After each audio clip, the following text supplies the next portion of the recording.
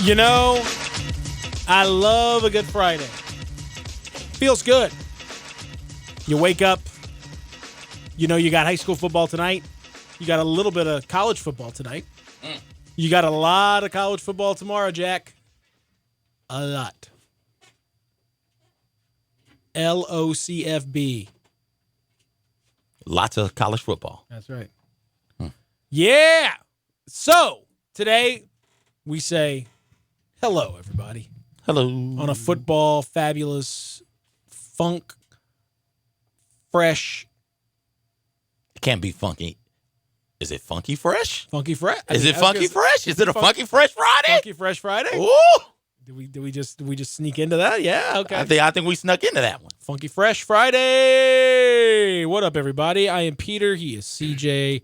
That is Austin. Good morning, Austin. You got to turn your program on. Good morning, homie. Austin. There we go. Oh, it went out on you again. You got it. That button is tricky. Good morning, there Austin. It is. Okay, I think it stayed on this time. Good morning. This thing is going in and out by itself. You might want to turn your level down just a you coming in a little hot to trot this morning. Good morning. You got to take it down. Austin's got a booming built-in voice. volume. Yeah, Austin is got a little bit. You remember the guy on Will Ferrell's character on Saturday Night Live? The guy that was unable to regulate the volume of his voice. Everything was like this. You got a little bit of that if you're not careful. You got to be careful. But Austin can regulate his voice, unlike that guy. He's a regulator. I got to teach myself to talk like Bill Belichick. Just got to come in real monotone, not say too much, not get too loud. Noted radio personality Bill Belichick, absolutely. Love his radio program. Great program. It's great. A lot of excitement. Oh, I love when he reads me stories. Welcome to Bill Belichick in the morning. Ooh. I won't answer any questions. We're Gonna on to do a Miami. show. And, yeah. You want to call in? I don't care. Not going to answer any of your questions. I'm not going to talk to you. Okay. The plan today? I can't tell you the plan, actually. That's for me to know and you to find out. Weather? Okay. None of your business. Traffic?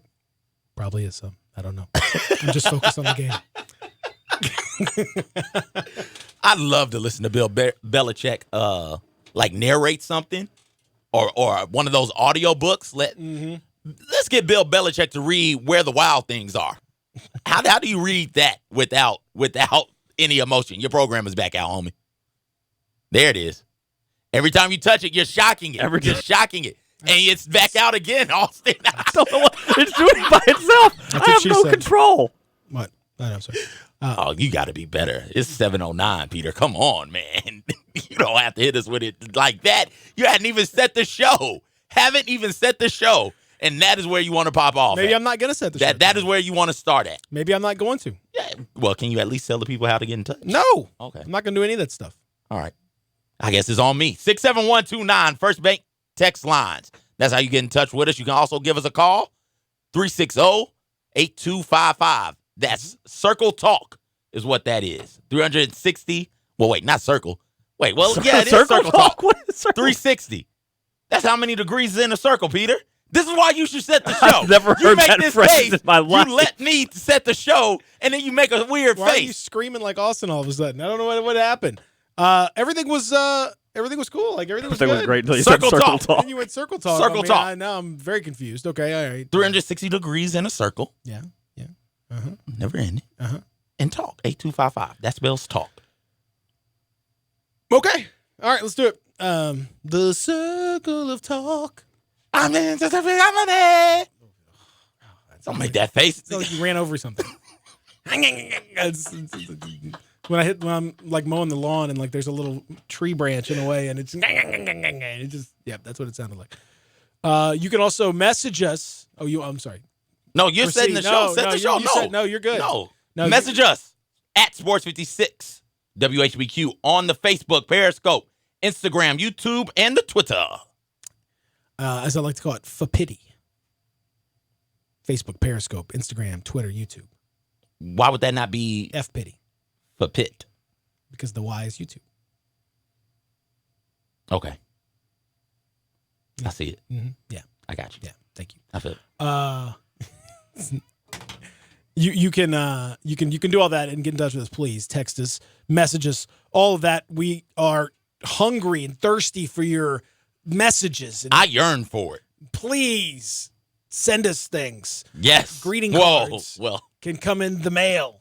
6080 Mount Moriah. Extended.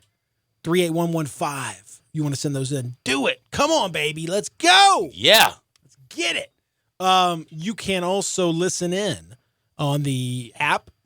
It's free. The website, it's free. Just you get the podcast. They're free. If you miss anything at that, it's all there, man. What are we? We're just trying to make this easy. Guys, it's so many different ways you can go about listening to the show. No excuse not to listen to us. Really. Even if you miss it. Even if you miss something like Fred Jones's interview last week, which is up on featured audio. I will check on that. I don't believe I was here that day. I think I was with the Army that day. I'm trying to make it easy. Trying to make it easy. First on the board. Come on, got to get the track list for the show. Also today on the program, we're trying to make it easy for you to make a little money this weekend if you want, and talk a little college football with our friend Adam Kramer, who joins us at 8:00 every Friday. And really excited to talk to Kramer. It's an interesting slate of games this week. It's not a spectacular slate of games this week. In fact, there's no ranked versus ranked game. No game involving two ranked teams this week. But the last time that happened in collegiate football, we had 7 ranked teams lose. So perhaps we'll see some weird stuff. Just have to find out. I don't know. Pit Circle talk up there. Also. I see it. I like that.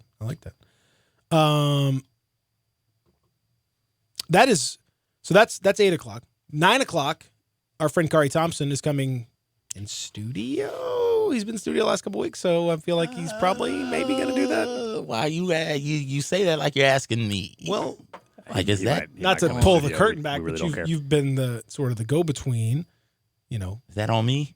I mean, you typically. I mean, I could talk. You know, but you were the one. You initiated the conversation with Kari when we first discussed this. So Kari's coming in studio. Okay, I feel like you're pretty sure. I'm pretty sure. 68% sure. Yeah, I feel like it's 82%, 60% sure.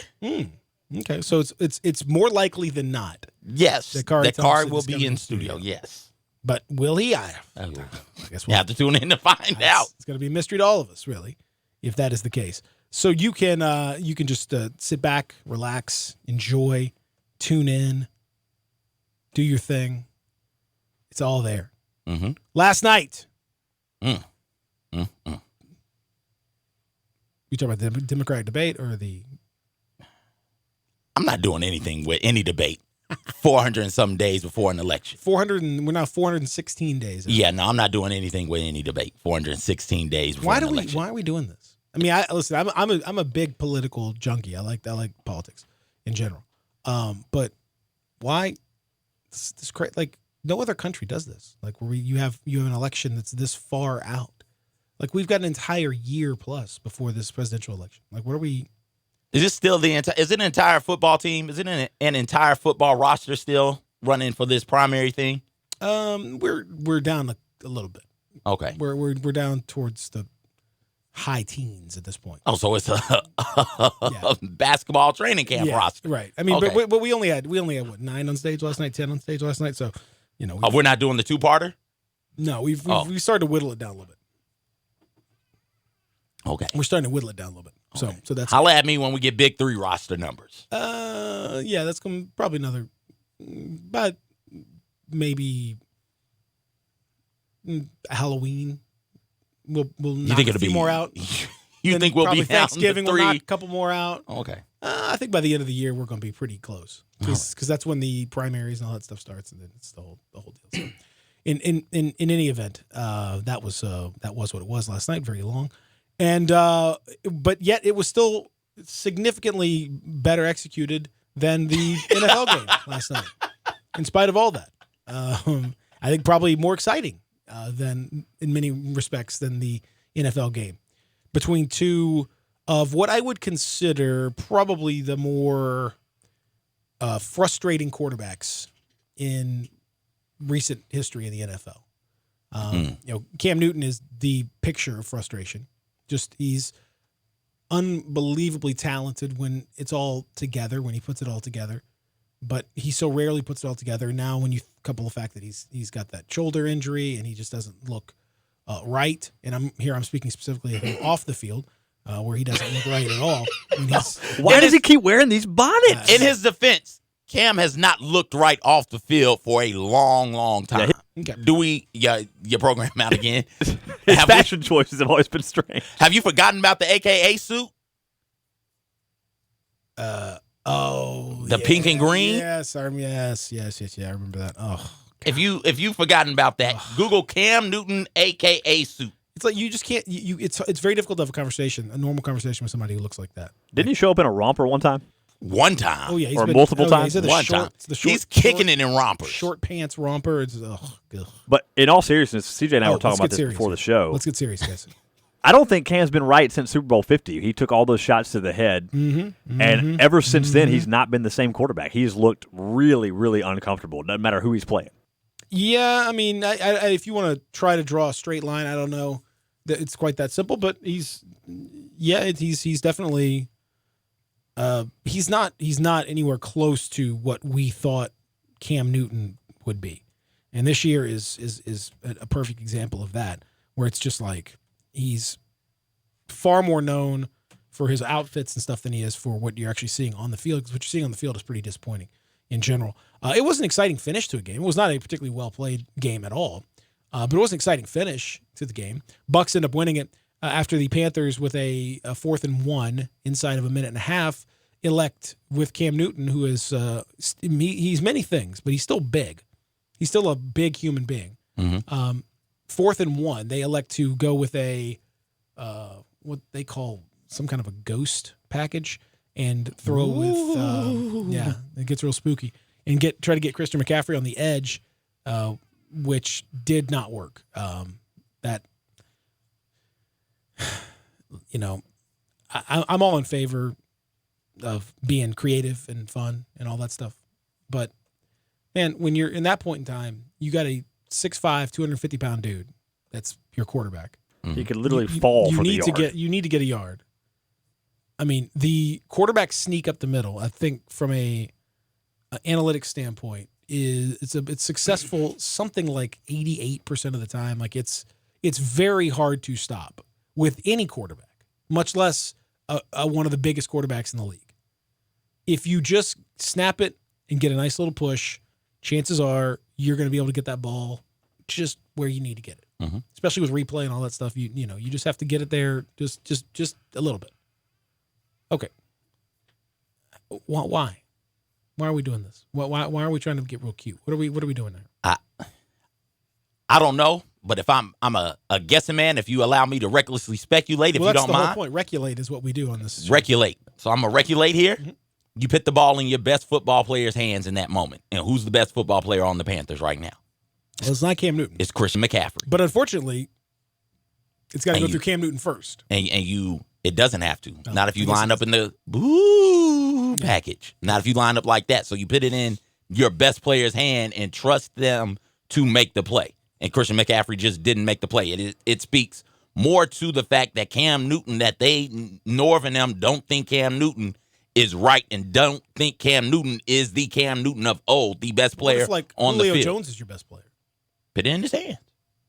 As of last year, on that note, CJ, quarterback sneaks or quarterbacks with at least 10 career sneak attempts have had a success rate of 75% or better, whereas other types of runs on 3rd or 4th and 1 plays are successful less than, or the quarterback sneaks are 13% more successful than other types of runs and 20% more successful than other 3rd and 1 or 4th and 1 plays. I mean, it's just I agree. Science. I agree. Let him sneak it. But again, like to regulate here, they wanted to put the ball. Regulators. They wanted to put the ball in Christian McCaffrey's hand because he's their best offensive weapon. Oh, I wish he would have scored a touchdown for fantasy football points for my team. Oh man, how'd your fantasy come out yesterday, Austin? Who else did you have playing? That was it. Just McCaffrey. That's did you the only play anybody or Buck that I had? You didn't play anybody? I played. No, I mean I obviously played. I mean McCaffrey. Anybody on the Bucks? I played. What's my man's name? Goodwin for the Bucks. Goodwin went off 18 fantasy points for him against me. And see, that's my issue. Every time I play fantasy football, that is what ends up happening. Goodwin, Tampa Bay's wide receiver, with Jameis Winston being Jameis. One of the, like Peter said, one of the more frustrating quarterbacks. Peter? Mm-hmm. I'm sorry, I zoned out. Yeah, one of the more frustrating quarterbacks against me. He goes off for 18 points. I can't win for losing. I can't. Are you guys done talking fantasy? Austin, you got anything else? Peter, how'd your fantasy team do last night? My fantasy debate team was great. Oh, really? Who'd you have in the I started Elizabeth Warren. Oh, you did? Yeah, I started Warren. What round did you get Warren in? Did you go first with her? Second round. Warren made it to the second? Yeah. Okay. Yeah, Biden, they picked Biden thinking but he really struggled in these debates. He's not, he's not strong. Got to keep those teeth in a little better, too, Whoa. He and Trump both have had denture issues. Like, we gotta, not surprising for men in their 70s, but geez Louise, like, let's. Yo, what? Oh, yeah, the little teeth came out? Yeah, his teeth almost came out. They kind of moved a little on him, yeah. Oh, I'm watching debates from now on. That's why dude. Just go to Twitter and look up Joe Biden teeth. This is why I watch debates, because they are. I love. I've said this before. I'll say it again. I love live television. I hate that debates have audiences. That's stupid. It turns it into a performance rather than like a discussion. But anyway, it is what it is. I love live television. I love to watch live news. I love to watch live because weird stuff happens. I love weird stuff. So yeah, when you can watch a debate, you may have Joe Biden's teeth nearly fall out. You may have some strange looks on some strange people's faces. You may have some weird interactions. So I love that stuff. It's one of the great things about sports. Sports is awesome for that reason. You can watch any game of any sort, and something weird may pop off, and that's cool. I like that that's a possibility. I like that I don't know what's going to happen. I don't watch a lot of episodic television. I like it. I like a little more spontaneity. So you like Dancing with the Stars, Absolutely those type of shows? It's live television, Peter. Yeah, but that's so highly produced. I did watch Dancing with the Stars early in its life, but it got too overproduced, even as a live show for me. Okay. And there was not a great deal of spontaneity even within that. So, there's a fine line. I'll put it that way. If it like sometimes American Idol shows, like they're so overproduced that those moments of genuine spontaneity are rare. Okay. So, but I did in the past. I have watched it, and I've seen people fall down, and it's great. I love that. I love people falling down. That's fun. So we're gonna talk more football, but the Buccaneers won last night. The important thing for them is that they won. Mm-hmm. They needed to win, and they won. And now all of a sudden, Cam Newton, Panthers, just like that, 0-2. Mm-hmm. Season on the brink already. Cam 0-8. 0-8 his last 8 games as a starting quarterback, and to highlight how bad he's been and how odd it is to see him this way. Last night he was 0-10 when pressured. He was wildly inaccurate. When receivers got open, this is from ESPN Stats and Info. He only completed in the last 8 games, including last night, he's only completed 61% of the passes with receivers with 3+ yards of separation. And think about how open a receiver is with 3 yards of separation. Mm-hmm. That should be automatic for a quarterback. Last year, same stat, he was 86%. Like, he is just missing wide open receivers. There was one play, Peter, and I think he may have gotten hit. But still, there was a shallow out, there was a deep out, and he overthrew the shallow out and underthrew the deep out. How that happens, and both receivers were wide the bleep open. Wide open. He's not right. Either he's not right or he's not right and he's not good anymore. And they've got to find a way to change the game plan up and change that offensive scheme to protect him more. Well, he's definitely not right. Again, he looks like a combination of like Will.i.am and like Ayanla. It's I don't know what he looks like. He's about to give like a TED talk on some very strange technological front, like mesh shirts that like have some kind of app involved. Like he looks like he's gonna get like this doesn't look anything like a football player or a normal human being. or anyone who is like anchored to reality. No. This is somebody who is in outer space somewhere, just floating free. Yeah. And God bless him for that. That's great. But if you're going to wear, a tailored silk sort of shirt-ish thing, tailored jacket, what appears to be a silk bonnet. He's still in the bonnet. He's still got the bonnet on. And in the post game, did you see the post game is what I'm talking about? Yes. I mean, look at this man. Look, come look at this. Look at this man. Seriously. I'm going to make this full screen so you can see. Look at this man. You cannot take this person seriously as a quarterback. I'm only half joking here. Like if I My favorite part is that he said he needs to look in the mirror. If I look at this person, he does. I agree. He definitely does. If that person comes to you and says, "I'm ready to lead your team," you're like, "Who the hell are you? What is lead us to what? He looks like a bag Burning lady. Man? Where are we going?" No, you can't. No, You can't. No, we can't roll. We cannot. We cannot. No, I'm not saying you can have some style, like a little style. Hey, man, no problem. Come out here looking stylish, great, man. Go back to Joe Namath. He's wearing furs, all that stuff. Great, cool. This is not no. This is a homeless person pushing a buggy up and down the street. But like the most stylish homeless person you've ever seen in your life. Straight fashion. I mean, it's Straight fashion, homie. It's I don't know, man. Again, you can't. You can't. This is not a leader of people. Any more than Jameis Winston with his like, I'm gonna get these W's. That's the cringiest thing ever. The same thing. Take a break. We'll come back. Should be out of the league. More to get to. Sports 56 with that. Listen online anywhere, anytime at sports56whbq.com. It may not be stomach issues. For me, it's intense gas, or pain, or diarrhea, sometimes all at once, over and over. I spent years with the symptoms, but could never figure it out. No matter what I did, they never went away. So I decided to break it down for my doctor and get really specific about my symptoms. We discovered that exocrine pancreatic insufficiency, or EPI, may be the reason for my stomach issues. EPI is caused by my pancreas. It leads to diarrhea, gas, bloating, stomach pain, unexplained weight loss, and oily stools. The symptoms just don't go away. But EPI can show up with even one symptom. The good news? EPI is manageable. But to get to the right diagnosis, you have to break it down for your doctor and get specific about the severity of your symptoms. Visit identifyepi.com to learn more and use the symptom checker to help change the conversation with your doctor. Brought to you by AbbVie. Eli Savoy here for my friends over at the Edwin Watts Golf Shops. Here to let you know it's time to tee it up at Edwin Watts Golf Shops with the new arrivals from TaylorMade. Introducing the new P790 irons and the new milled grind 2 wedges. The P790 irons feature speed foam technology and redesigned tungsten weighting for optimum feel and distance. And the new milled grind 2 wedges designed for increased spin and precision with raw face technology. Let them help you find the right set and get your free custom fitting today. Just a few of the exciting new fall releases you will find now at the Edwin Watts Golf Shops, home of the 90-day, 100% satisfaction guarantee.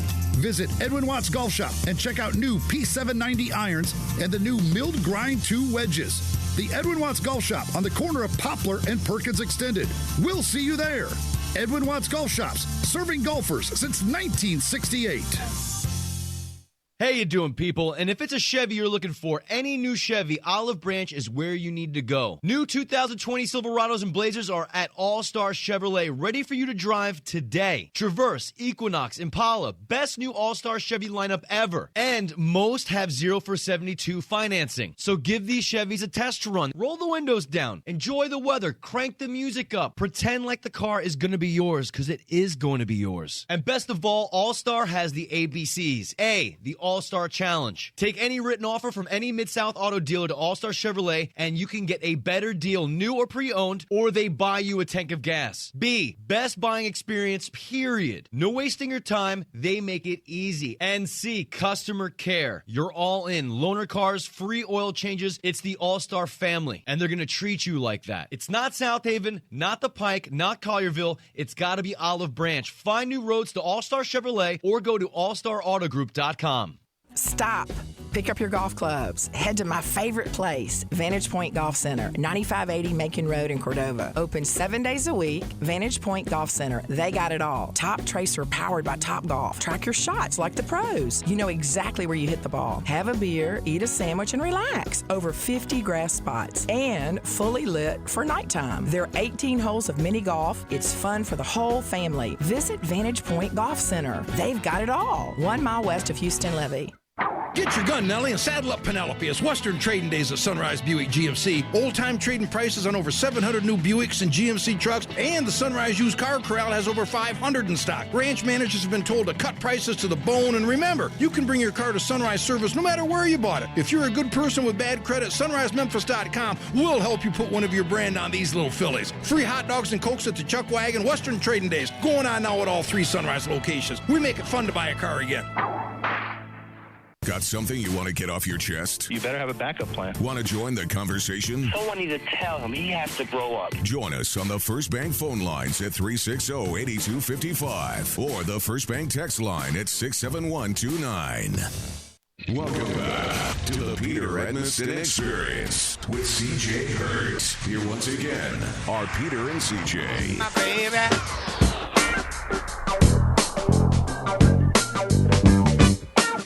So good. I just kissed my baby. Well, I'm no little sure. I just kissed my baby. Yeah. Welcome back to the program. Just having a little discussion about what's going on down in Miami during the break. In case you didn't see that there's a potential naming rights situation out there. Yeah, BBC. The American Airlines Arena, or the American Airlines Center, I guess is American Airlines Arena is what it's called now. But that's running out, and they're looking for a new sponsor, and something called the Bang Bros has offered to. I don't know what that is, but no idea. Do you have any awareness of that? They've offered $10 million. That's very controversial, apparently. I am aware of Bang Bros. I'm just gonna hang on. Let me just search. I wouldn't. Let me just go. No, I'm doing research for the show. I understand. No, not this. We're not going to research. I just need to know what this product is before everyone seems to be very excited about it. There's a lot of energy about it. Yeah. It's a very strong offer as well. Just do me a favor. And no, Peter. What? No. What? Stop. Don't do that. Something about searching for that on the company computer, I think, is the... Peter. What? Stop. Don't do that. What? Again, here we go. Yesterday I was looking up horses. Now you're looking up Bang Bros Entertainment. Just don't. I need to just know. They're gonna come and take these computers from us, Peter. Peter, did you Google it? Hang on, guys. Did you Google it? Don't show that to the camera. I need to do a little research here for a second. Hang on. Wait, no, Peter, are you on? Are you, Peter? Hang on. I have to look. This is a company that I didn't. I got to learn more about. This is Peter. What? Don't get off of that. They're going to come in here and confiscate these computers. I know what you're talking about. Actually, I do know what you're talking about. Because very clearly you looked it up. But again, this is just a. I got to do research. This is part of the game. Well, do research at home. I've done research at home on a lot of things, but this needs to be the thing you do at home. I didn't get a chance to look at that. I was watching the debate last night, so I didn't get a chance to really. Oh, you watched the debate over this? I didn't know about this. I just. Oh my God, Peter. $10 million, huh? Get off of that site. Rumor has it it's a hard offer. Get off of that site. Okay. Interesting. Yeah. It's a lot of. Yes. Double teams. Interesting. Yeah. Oh, that's Whole lot of double teams. It's not- Some triple teams. yeah. I've looked that up. It's not a lot of basket. I thought that was more basketball related. I looked up. Penetration, and it didn't. Dribble penetration. Did you try that one? I didn't. I looked up 2-on-1 and penetration, and I thought I was going to get some basketball film, but apparently this is It's not a different basketball type film. of This is not film. basketball film at all. It is. I mean, I do need to do some film study though, if you don't mind. Let me just. Listen. I mean, it's very important. I'm a believer in breaking down the tape, and really getting in there and do that at home. Study the film at home. Don't study it in. You most certainly can't study the film in studio with me. All right. I mean, I'm just it's just film study, man. No. Not with me in the room. There's some good film though. Interesting athletes here. Yes. Yeah, they're always in position. Tremendous flexibility. Mm-hmm. They know how to switch really well. Yeah, Mm-hmm. A lot of versatility. Mm-hmm. Definitely. They're very switchable on defense and offense. Long. If you have make good length is referees, they're important. pretty good at blowing whistles. Length is important. Excellent ball handling. Stupendous ball handling. So that's pretty cool. Mm-hmm. Okay. Explosive. Wow. They are Too very explosive, explosive. Boy. This by the way is why you don't Google that on a work computer? No. Oh, okay. No. I mean, you really shouldn't do that anyway. But I'm just saying, no. This is why you don't offer open or at least naming rights to your arena. Have it be open for discussion. Naming rights, then you can have companies such as the esteemed Bang Bros throw their hat in the ring, so to speak, and get themselves in the mix for this. You if you didn't, this is one of the downsides of the old naming rights. I bet Bang Bros Center would be known for the D. Oh, there's no question about that.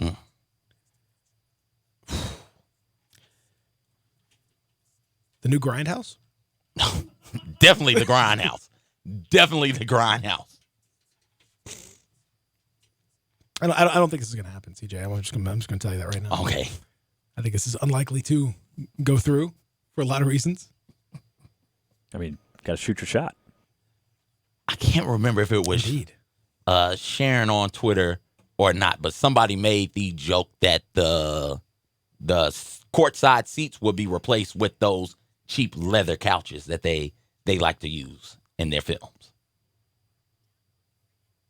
I don't know what you're talking about, but that sounds like something that would be true. And therefore, when you do film study, you'll notice the couches. Okay. When you do film, because it's got to be a couch in there. I think that's their. I don't know if it's their like signature thing, but that is one of their things.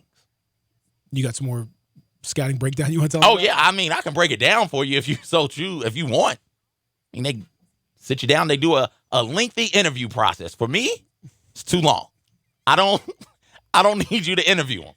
Don't care really what they have to say. Well, that seems. Let's get to the point. Let's get down to business, man. Let's do it. And then the same positions, work it out. Hey, if I go to this minute mark, I'm going to see this. Go a little bit further, I'm going to see that. There's always an explosive thing. I was going to say, why are you, you can control that thing. Why are you watching the I interview? definitely control that thing. Why are you watching the interview? It's just. If you're ready for action. Because you got to click on it. And then it's like, oh my gosh, now I got to fast forward past all of this to get to the good stuff. The media timeouts are supposed to be a whole lot better if that media timeout. Who would they get to perform at halftime? Like, it could be any number of people. Red Panda is not going to fit at Bang Bros Center. Quick change. What about all the other events though? Like you'd have hey, it's Dora the Explorer live at the Bang Bros. No. Star Wars parody. Disney on Ice. No, we don't. Although maybe some reinterpretations. Oh, with some, okay. Daisy Duck got a donk, and she's not wearing any pants. Like, why don't Donald and Daisy wear pants? I never understood that. And clearly they know about clothes, though. Yeah, ducks wear shirts, but not pants. I don't get it. Winnie the and Pooh a also. hat. Winnie the Pooh also. Hey. Shirt, no pants. Hey, I don't know why. I don't know why. Never understood. These animals know what's up. They know. Winnie the Pooh was a teddy bear. And the teddy bears know what's up also. If you're wearing clothes, you know. If you're wearing one piece of clothing, you know what clothes are for. Mm-hmm. So why not just put pants on, Pooh Bear? What type of relationship do you and Christopher Robin have going on? No, man, it's not about that. It's just about he likes freedom. I mean, poor Piglet. Piglet's got to kick it with Pooh. You don't think Piglet's like a Pooh Bear? Well, Piglet doesn't wear pants either, though, too. Piglet doesn't wear anything, though. So Piglet... No, Piglet wears like a striped tank top or something. Yeah, Piglet wears a shirt. Piglet's Does he? got a shirt. I thought that was just Piglet's skin. No. Piglet's got a little sort of a tank top looking thing. Mm.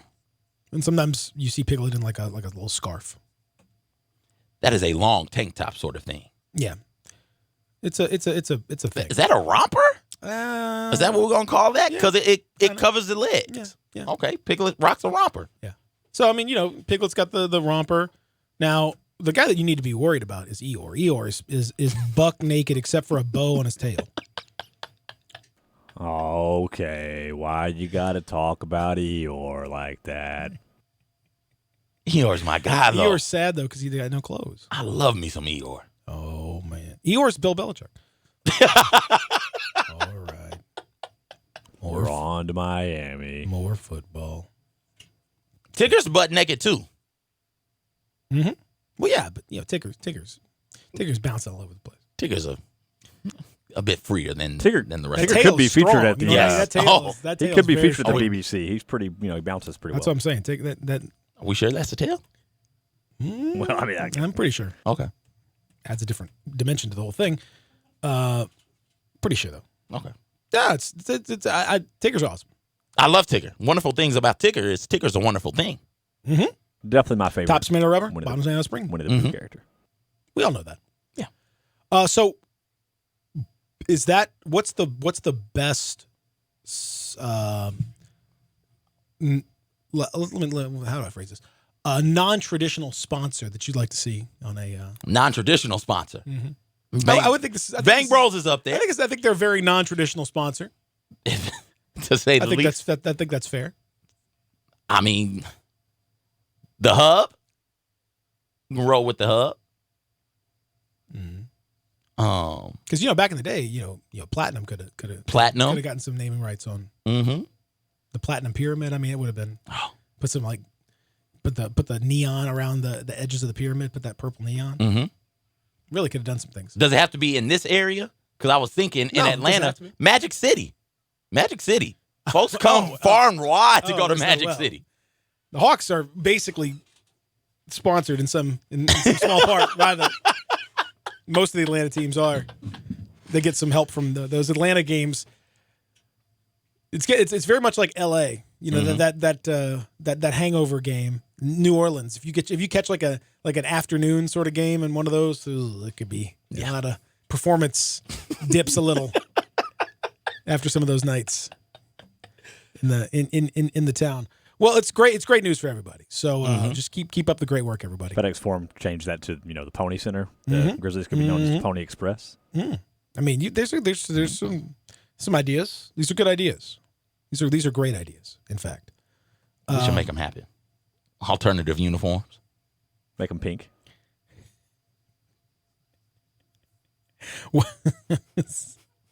I mean, I would say I'm less offended by the Bang Bros Center than I am by Cam Newton's outfit.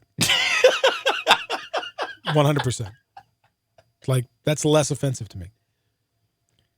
So. But that's the thing, is like they knew in somewhat seriousness, definitely not all seriousness, but in somewhat seriousness, they knew that this would obviously have no chance of making it through. They know what they are. And so they were like, well, let's just get a little publicity and, because this is everybody, it is funny. It just is. And so they knew that was a great idea for them. They'd have to spend a dime. They just put a press release out. Bing, bang, boom. There you go. I want it to happen, though. I think it should. It ain't should gonna happen. It ain't gonna We should get over it. We all know what's up with Bang Bros. Like, everybody knows. Yeah, but I'm just saying it's not gonna happen. I understand that, but it should. Start with a smaller arena and then work your way up. You know, Change the Lander Center name. Arena that size? no, I'm not. Listen, I'm not talking. I'm saying like a small Like a high school theater, gym? like Playhouse in the Square. You know, and then go from there. Because like you can't. You gotta start small. Okay. And then grow into something bigger. With encouragement. Absolutely. With encouragement. Absolutely. It can grow into something There's big. no question. Let's take a break. We'll come back. Real strong base. We'll come back. We got to get down to the bottom of another mystery that's happened here. Adam Kramer coming up at 8 o'clock. Corey Thompson at 9 o'clock. Stick around. You're listening to The Experience. Peter and CJ with you on a Friday. Wait! Come on, Wayne. Real Sports Dog, Sports 56 961 87.7. Spend your lunch with Greg Gaston and Eli Savoy on Sports 56 middays, delivered by FedEx. Weekdays from 10 to 1 on Sports 56, 96.1, and 87.7. Hi, this is Troy Five-Ash, owner of Five-Ash Roofing. It is that time of year where the weather is unpredictable, and given the recent storms, it's a good time to discuss insurance claims. So here's a few things you should know. Always hire a local contractor, because if you have a problem with your roof down the road, you want to be able to find him. Never allow anyone to pressure you into signing a contingency contract. They're used as sales tools, making you feel committed, and the truth is, those contracts are not worth the paper they're written on. Be careful of door-knocking salesmen. Some are reputable, but many are not. They canvass the neighborhood and tell everyone to file a claim, working their percentages and not caring if you file a claim even when they know the likelihood of it being approved is low. Some will even damage your roof, hoping to convince the adjuster it's storm damage. That's fraud, and contractors have gone to jail for that. So do your research and know who you're hiring. Five-Ash Roofing, the official roof of the University of Memphis Athletic Department. Fair, honest, and ethical. 367-0050 or memphisroofer.com. Five-Ash Roofing, it's what we do. We're here for you. Family Leisure has the world's biggest spa sale going on now. Over 50 spas in stock and ready to sell. $8,000 spas now just $44.99. Four-person spas starting at $24.99. Swim spas from $89.99. Huge discounts on all spas. Get the lowest prices of the year with special financing available. It's the world's biggest spa sale happening now at Family Leisure. Whitten Road at I-40, where family and fun come together. Right now, you can get 5 cents off every gallon of fuel every day. That's 5 cents off every gallon with Make It Count rewards from Marathon. Plus, you can earn points for additional savings on fuel, airfare, hotels, and more. It's quick and easy to join. Just visit makeitcount.com/radio or download the free app. So start saving today with Make It Count from Marathon. Offer valid only at participating Marathon locations. Marathon, fueling the American spirit. Hi, folks. Good news for bargain hunters and bandits from the Chevy Sheriff in Collierville. Sunrise Chevy has over 500 Chevys and used cars in stock just in time for the Sunrise Low Price Rodeo. Factory rebates up to $5,000, Sunrise discounts high as $8,000, and don't forget, Sunrise specializes in secondary financing. Need a good body shop? Bring it to Sunrise. We work on all makes and models. Remember, you can bring your Chevy to Sunrise for service no matter where you bought. Buy American and buy from Sunrise. There's always a sale at the Sunrise Chevy Ranch. Find new roads to 385 in Houston, Levy, and Collierville. Chevys cost less at Sunrise, partner. It's happened again. Miramichi, that heaven in Woodstock, 15 miles north of downtown Memphis. Miramichi has been made the #1 public golf course in the state of Tennessee. 15 minutes from downtown, all this natural beauty, this very tough test of golf is there for you, and it's #1 again. They've improved again, too. They've made changes. They always do. They want you to have the best golfing experience you could possibly have. And they keep on making these adjustments. They've knocked down some trees. They made it easier. They have better conditions with grass. The greens, outstanding. And once again, they are #1. I also should tell you they've got new golf carts, and they've got these cool little things where you hook up your phone, it'll charge, and at the same time, you've got GPS on your phone. All kinds of innovation and a world-class golfing experience at Miramichi in Woodstock. All I have to do to get your mouth watering is tell you about some of the menu items at 3rd and Court, Memphis's newest downtown dining destination. The appetizers, for instance, Pop and Cracklins popcorn, jalapeno cracklins with bacon and honey, or the roasted poblano deviled eggs, or the pimento cheese ball with toasted pepitas and pineapple pepper jam, and finally, the glazed lamb ribs. Now that your mouth is watering, go give it what it's craving. Give it some 3rd and Court. Welcome back to the Peter Edmiston Experience with CJ Hurt. Here once again are Peter and CJ. Tell me something good. Tell me that you love me, yeah. All right, so Tell me something good. I got something good. How about you got to give. It's been a Marc Gasol has had a wonderful run since leaving Indy. Outstanding. We were clearly holding him back as a We were his limiting factor. Yeah, we were. I feel somewhat personally responsible for that. I'm sorry. My apologies, Mark. Because not only did he win an NBA championship for the first time with the Toronto Raptors, but now he has made it all the way to the World Cup final that will be on Sunday. The Spanish team, which was not necessarily highly regarded going into this, double overtime victory over Australia, 95-88. Marc Gasol, 33 points and made his free throws at the end of the game. Made 4 of them down the stretch. So now he could become a rarity, a player who has won both a gold medal in a world competition and an NBA title in the same summer. Who's the last player to do it? LeBron. To win a world title and a NBA championship in the same season? Correct. A FIBA World Championship, World Cup. Kobe. Nope. Oh, Shaq? You said a FIBA World Cup. Mm-hmm. Okay, FIBA World Cup. Mm-hmm. World Championship. I'm sorry, FIBA World Championship. Pau Gasol. And Or World Cup, whatever you want to call it. I don't care. And, well, why'd you correct me then if you didn't care? And Bang Bros World Championship. Okay, that would be outstanding. I want to see that trophy.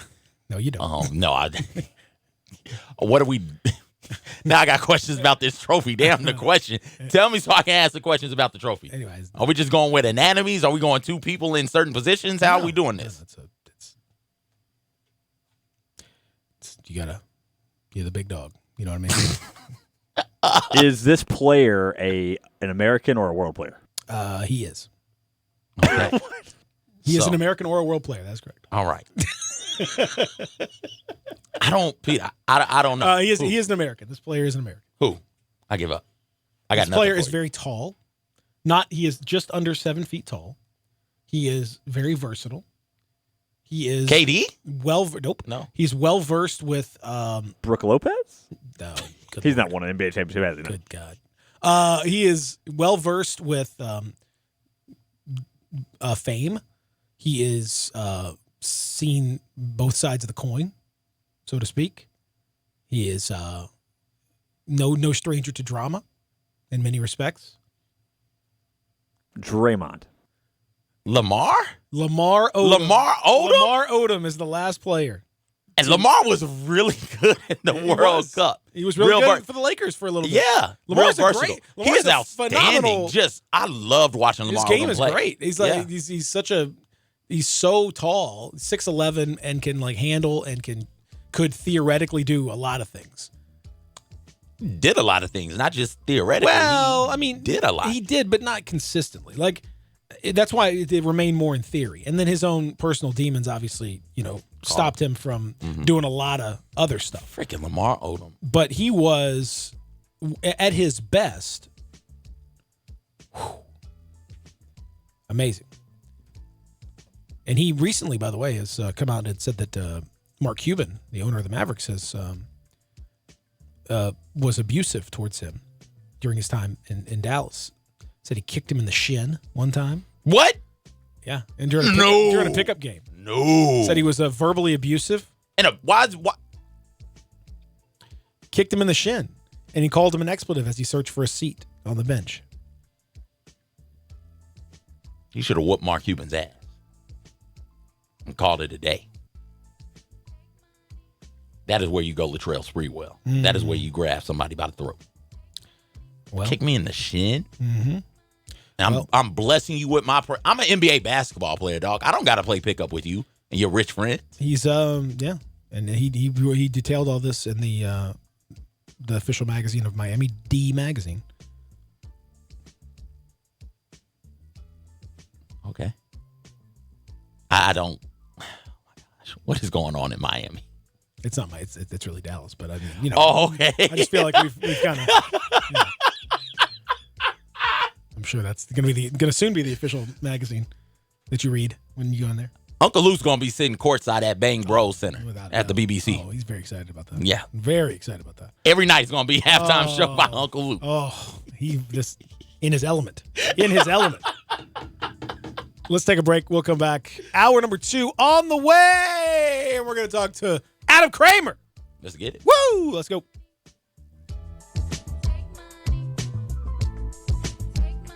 The folks at Homer Skelton Hyundai want to say thank you. Thank you, Memphis, for another spectacular year. They set records, but I can understand why. You think about the product. Where else do you get a 10-year, 100,000-mile limited powertrain warranty? That's what you get on every new car at Homer Skelton Hyundai. Oh, and thank you again for the 11th straight year, the #1 certified pre-owned car dealership in all of Memphis. It starts with that product, but then it goes to the shopper assurance. Where else do you go where you get transparent pricing, flexible test drive, take the car for a couple of days if you want, streamlined buying process? You're not going to be there all day, in and out. And then, and I have not seen this anywhere else, the 3-day worry-free exchange. You buy a new car, if you've got any buyer's remorse, you've got 3 days to change your mind. Just get on Lamar, take it into Mississippi, the first exit's Craft Road, turn left, and go see Chris True and all the gang at Homer Skelton Hyundai.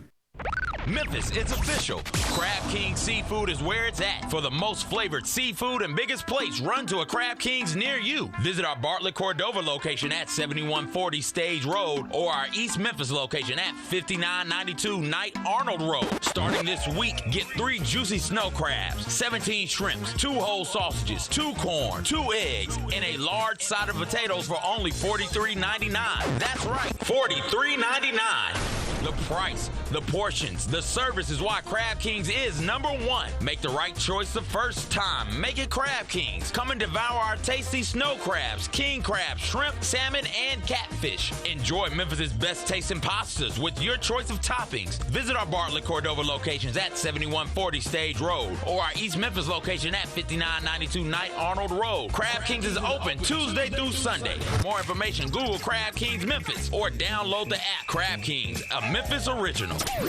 Hey, you doing, people? And if it's a Chevy you're looking for, any new Chevy, Olive Branch is where you need to go. New 2020 Silverados and Blazers are at All-Star Chevrolet, ready for you to drive today. Traverse, Equinox, Impala, best new All-Star Chevy lineup ever. And most have 0 for 72 financing. So give these Chevys a test run. Roll the windows down. Enjoy the weather. Crank the music up. Pretend like the car is going to be yours, because it is going to be yours. And best of all, All-Star has the ABCs. A, the All-Star Challenge. Take any written offer from any Mid-South auto dealer to All-Star Chevrolet, and you can get a better deal, new or pre-owned, or they buy you a tank of gas. B, best buying experience, period. No wasting your time. They make it easy. And C, customer care. You're all in. Loaner cars, free oil changes. It's the All-Star family, and they're going to treat you like that. It's not South Haven, not the Pike, not Collierville. It's got to be Olive Branch. Find new roads to All-Star Chevrolet or go to allstarautogroup.com.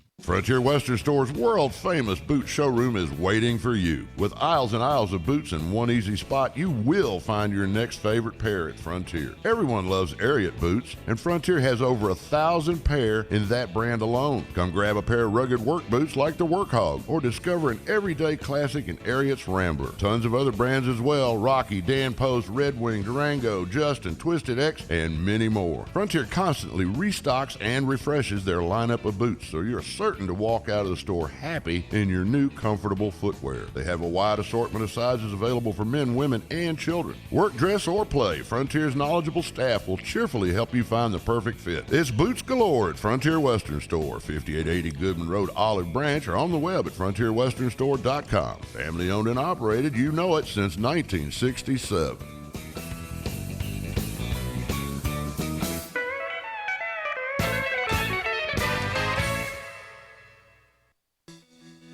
It may not be stomach issues. For me, it's intense gas, or pain, or diarrhea, sometimes all at once, over and over. I spent years with the symptoms but could never figure it out. No matter what I did, they never went away. So I decided to break it down for my doctor and get really specific about my symptoms. We discovered that exocrine pancreatic insufficiency, or EPI, may be the reason for my stomach issues. EPI is caused by my pancreas. It leads to diarrhea, gas, bloating, stomach pain, unexplained weight loss, and oily stools. The symptoms just don't go away. But EPI can show up with even one symptom. The good news? EPI is manageable.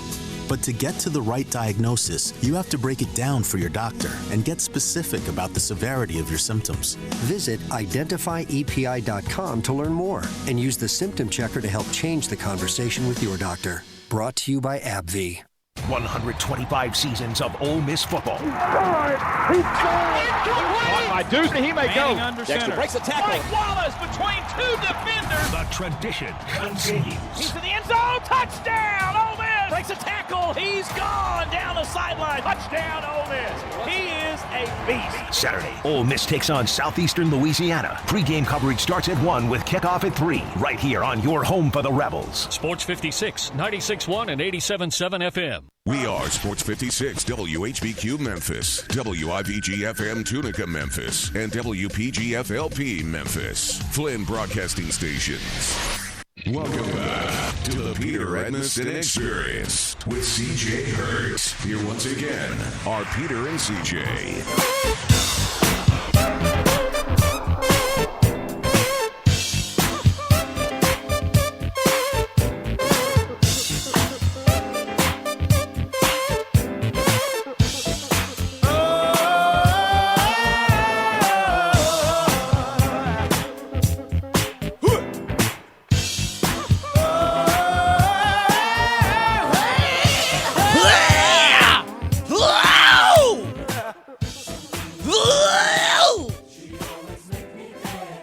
Combination of the funk being in you and you just stepped on a fire ant. A lot of people don't know you can mix those two things together. Oh, you can? Yeah. Funk and fire ant? Funk. Done and done. Yeah, fire ant funk. It's a new new genre It's coming like, out. oh, no, my foot is on fire. Ow! You put a little beat behind that, you're good to go. No problem. It's kind of fun. It's on the board. Track 4.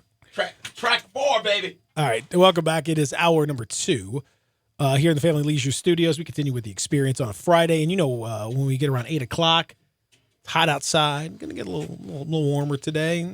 But, you know, it's the hottest time of year because we're right smack dab in the middle of college football season. And for my good friend Adam Kramer, who joins us now, we are about a week and a half away from the full release of Golden Tee 2020. So I know he's working extra hard on the candles being burnt at both ends with in a lot of fun ways. But no doubt you're working hard. So thanks for jumping in, Adam. How you doing this morning, buddy? I'm doing well. How about you guys? Doing well, man. How's the pre-release and all that stuff gone? It is out. It's always kind of an interesting time because it's, making sure that things are working. There's always like bugs. Yeah, there's always stuff that you don't realize. Yeah, absolutely. Yeah, oh yeah, of course, for sure. But no, man, so far so good. It's just this is like my favorite time of year. Be it both work lives coming together. The weather is beautiful, although we've had like hellacious thunder. So we had a tornado warning here in really? Chicagoland the other night, which I can't remember the last time we had. Everything was fine. But no, in terms of weather and life and work and everything, no, man, everything's good. Beautiful, man. I'm excited about it. And again, I urge everyone to go check out Adam's work with the Golden Tee folks, Golden Tee 2020. I'm looking forward to getting a crack at it here pretty soon.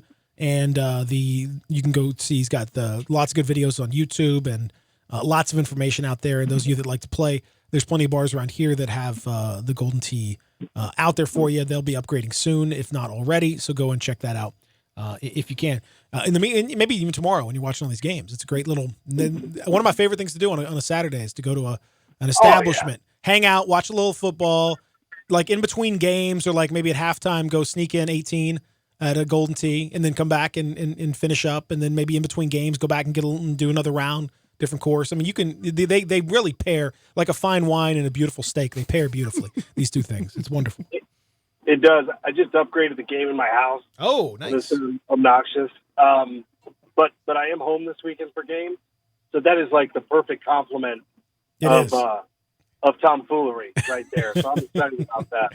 It's beautiful. And especially because this week, Adam, is kind of the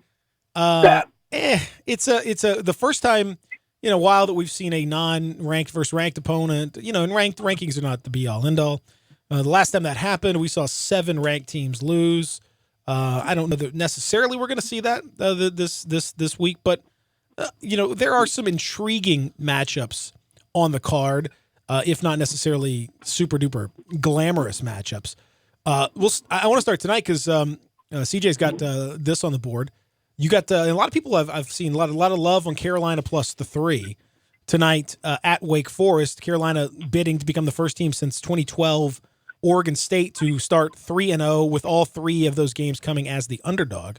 Do you think Mac Brown gets it done again? Yeah. See, I've been against North Carolina every step of the way, and this is another line that gives me some worry.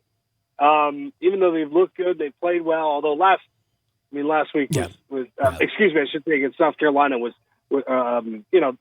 fascinating in terms of how that whole thing went out. But I kind of like the dog here, to be quite honest, or which would be them. They're an interesting team. Mac Brown, do we know if he knows what he's doing? True freshman quarterback. There's just a lot of unknown about them. It feels like it could all come crashing down at some point. I don't know if it's going to be that week. It certainly doesn't necessarily feel like this is a team that's going to overwhelm them with talent. So I'm mixed, man. I've lost on them a couple of times trying to figure them out. So I'm sure I feel like you get that way with some teams. Like you'll start off the year. This used to be Clemson for me. Clemson used to be my anti-gambling team before they became like this unholy mutant that's just like defeated everything in their path. But like, do you have teams like that like no matter what you do, they're going to beat you? Like you'll go against them all of a sudden, and then week 4, week 5, you're like, you know what? That's it. I'm tired of this. I'm gonna support them, and then they lose by 40. I'm not saying that's going to be the case here, but it feels like there's a lot we got to figure out about North Carolina. I got to throw real fast, CJ. Then, but the other matchup tonight is one I want on the board for me because there's not enough points on planet Earth at this point to bet for me to take Kansas in a game, and 20.5 is not nearly enough for me to worry about that. This game has got like 38-7 written all over it. I think Boston College tonight. I think this is an easy 20.5 cover. Kansas is really, really. They are. Really they're real bad, man. Real, toxic. Yeah. Look, man. I think I put it on Twitter. I spent time with Les at Kansas this spring.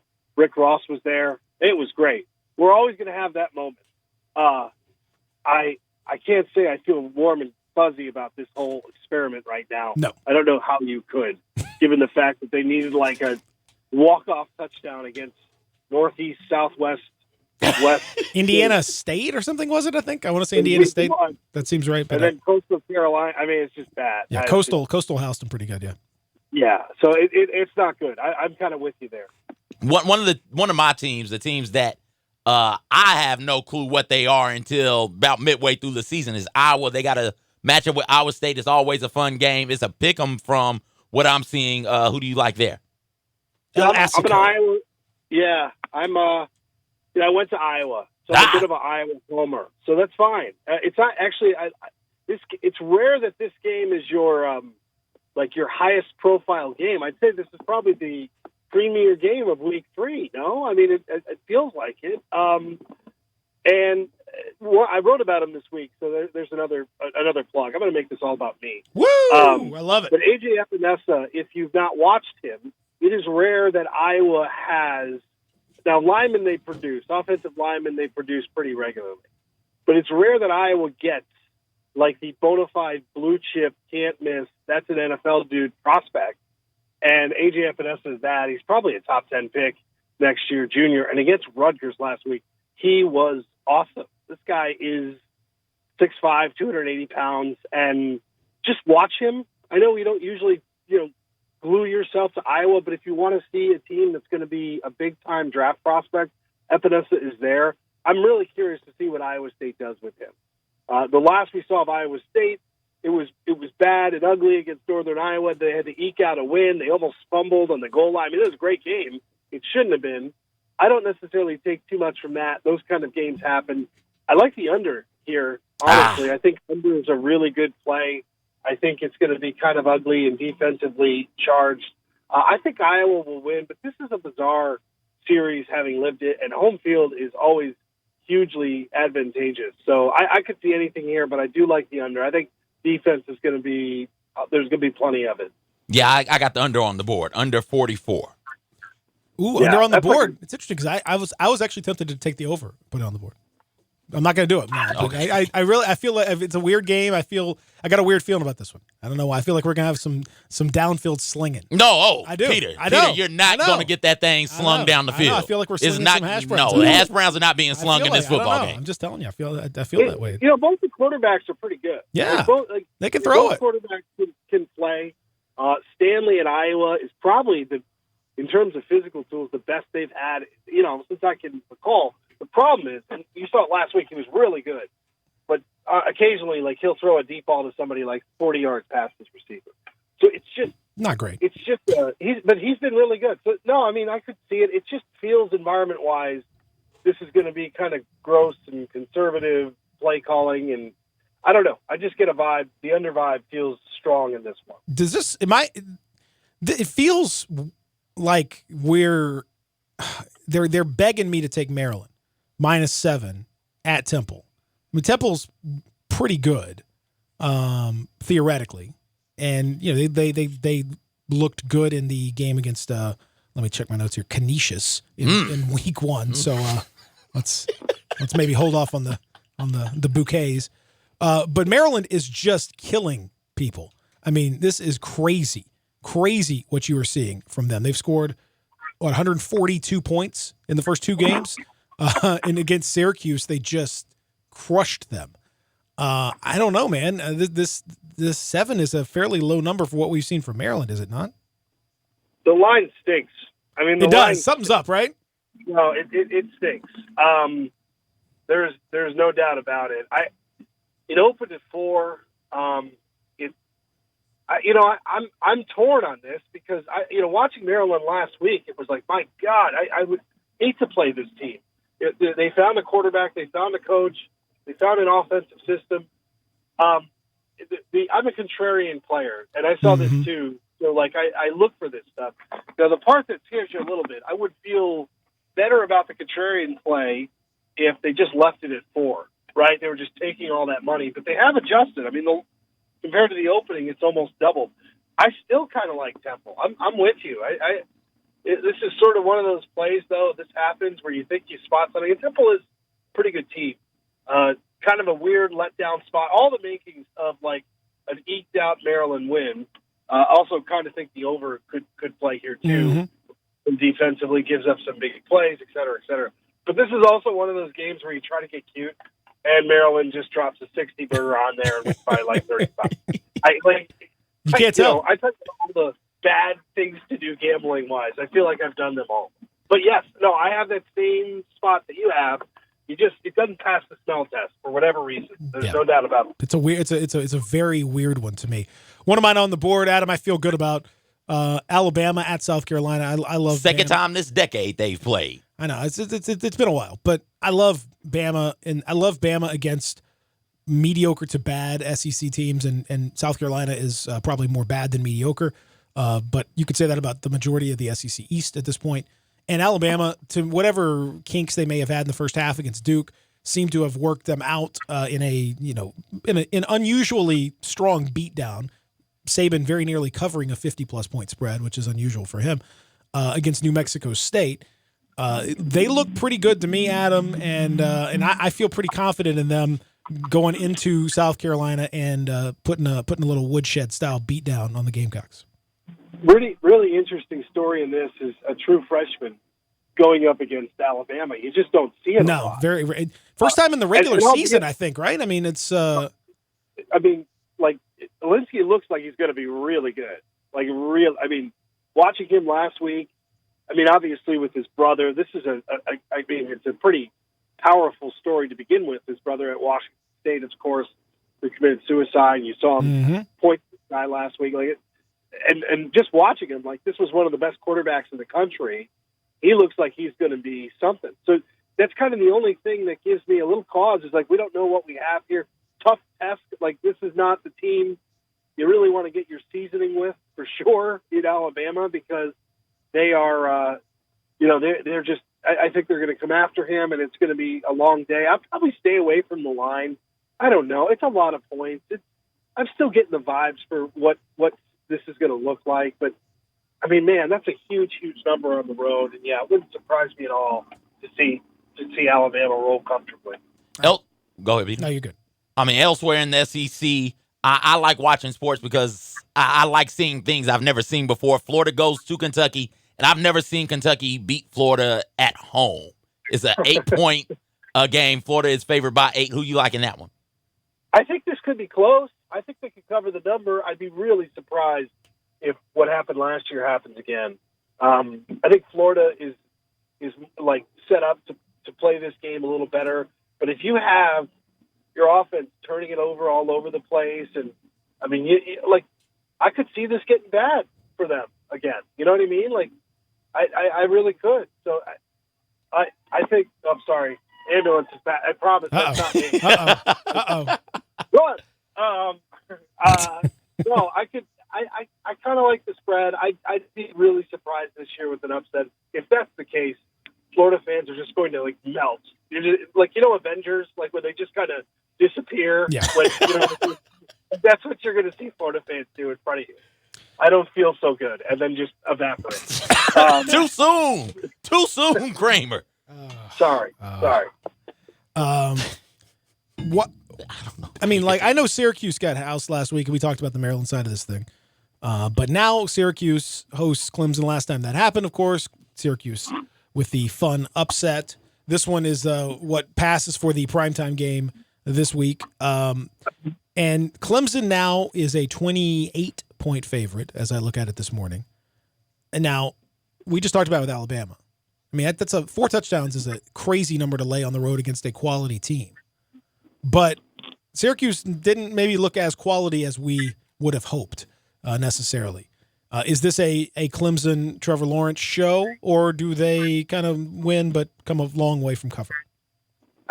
It feels last week, Syracuse got lapped early and the score got out of control, and that happened.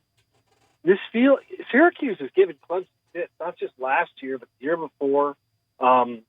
That environment is bizarre. I don't even know if they have air conditioning yet. They'll probably have it 1,000 degrees. You talk about air conditioning? Hang on. Mention about air conditioning. So I kind of like the dog here. Clemson has been an interesting watch. Against Texas A&M, they're not. The defense looks credible, and the defense looks menacing. But offensively, Trevor Lawrence has been, I think we could say, very much so-so. Mm-hmm. Sprinkled in with a couple of oh my God throws. Yeah. He's had a few of those. But as a whole, I think he's been underwhelming. I'd say, yeah, disappointing considering, I mean, no, it's still really good because our expectations were so high, but disappointing. Yeah, I mean, the only guy that's come in with these kind of expectations and matched it or surpassed it was Tua last year. You remember, Tua came in like that and was like, oh, my God, this guy is throwing 500 yards a game and 4 touchdowns a game.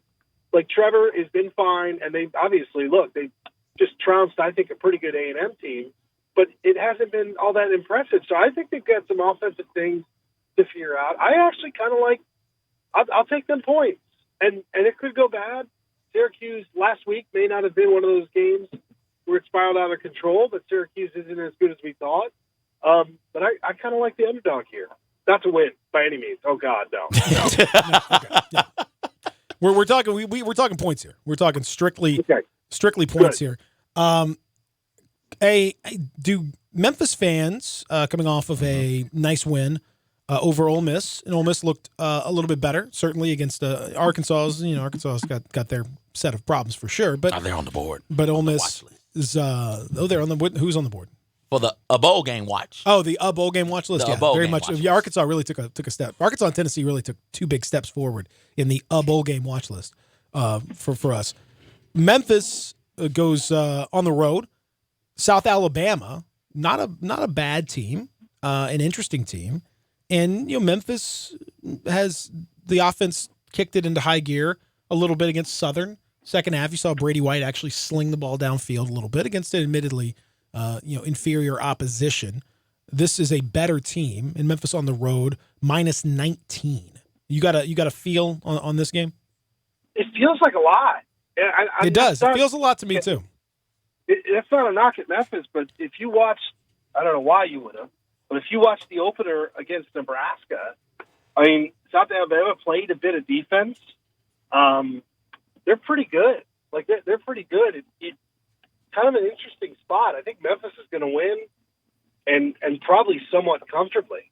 And I don't necessarily have a pick at the spread here, but I do think that this is one of those you don't want to mess around games because if it's close for a while, Nebraska had to scratch and claw. Now we don't know how good Nebraska is either. Mm-hmm. I think Memphis is a better team than Nebraska for sure, which would explain the spread. But I would not be shocked if they could cover this game because again, from what I've seen from them, I watched them that first week. This was not just Nebraska, stumbling around in a stupor. There was some of that. This team was up for it. They looked pretty good. I've got a bunch of underdogs on my picks. I've got points going in the Syracuse game. I got the points in North Carolina. I need a favorite. Who's your favorite this week? I like Virginia. I like Virginia. I've got them on my board already. So yeah, I've got them on my that line is just very bizarre to look at because historically you're not seeing Virginia as a touchdown plus favorite against a team that's won more football games than just about anybody. But I think Virginia, I think Florida State's kind of a mess. And I think Virginia is actually kind of a team that if they win here and they cover here is going to sort of sneak up a little bit. And you look at their schedule. I mean, they got to go to Notre Dame. They have to go to Miami. Their schedule is Virginia is one of those teams. I'm not saying playoff team by any means.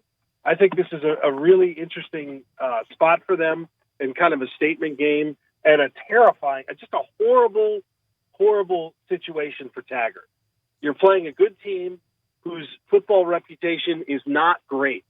And if you lose this game by more than a touchdown, which we're projecting you to do, the optics are going to be really, really bad. I think it's a really, really tough spot for Florida State. Who is fired first, Willie Taggart or Jeremy Pruitt? Yes. Oh, wow. Maybe just a trade? Have we ever had an in-season trade of coaches? Maybe they just need a change of scenery. That's a great question. If I had to guess, I might say, oh, man. I know, it's tough. They both are owed a lot of money. I just think minus 110 on both of those guys. Yeah. I'd probably say Pruitt only because the schedule is so brutal. You know what I mean? There's a lot more horrifying things around the corner. They're steering 1-6. And I mean, again, I'm assuming they can beat Chattanooga. I don't know if they can beat anybody at this point, but I'm assuming that's 28-point favors. I would not take that game. Wouldn't touch it with a 10-foot pole. But I'm assuming they can beat Chattanooga. But then they're going to lose the next 4, almost certainly. Yes, that's the problem. I would say, God, that was bad. By the way, oh, I know you don't have to tell me. I say him because that was like surreal. That was like you're playing some 11-year-old in Madden, and he doesn't know what defense to call, and you beat him, and you don't. I mean, it was. And it was he that activated the Bryce Thompson card out of nowhere with no real change in his status, legally speaking. Now here comes Bryce Thompson after we have a corner who gives up a 70-yard pass play in a crucial moment. Not a great look for Jeremy Pruitt. By the way, Tennessee's last 4 games, for those of you keeping score, and they do keep scoring these games, unfortunately for Jeremy Pruitt, 50-17, Missouri beats Tennessee. Vanderbilt 38, Tennessee 13. Georgia State 38, Tennessee 30. It really should have been 23. That was a late touchdown to gild the lily on that one. And then BYU 29, Tennessee 26. 3 of those games at home. That's about as bad a stretch as any coach has had at Tennessee, maybe ever. And then you got Florida, Georgia, Mississippi State, Bama, South Carolina, UAB, which is not an easy win. No. That's probably pick 'em right now. Probably. Kentucky, Missouri, both on the road, which stinks. Yep. Vandy.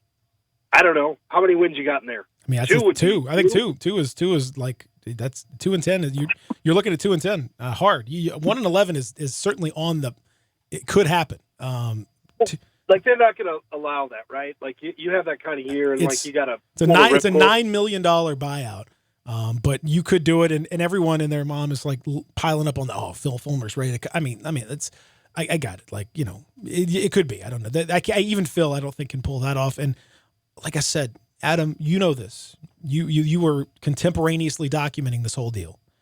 I said it at the time. I'm going to continue to say it. Why didn't you just hire Mike Leach? You just wanted you had it. You had the ball right there. You were 50 yards away on the fairway. Nice little easy chip shot up and in. Yep. And finish that thing off. And I guarantee you wouldn't be losing the way I guarantee you that would not be happening. Ugh. Mel Tucker looked pretty good too right now. Yep. Yep. I mean, there's just the Leach thing is baffling. That whole search, like to get to this point where we were, and to get to this is.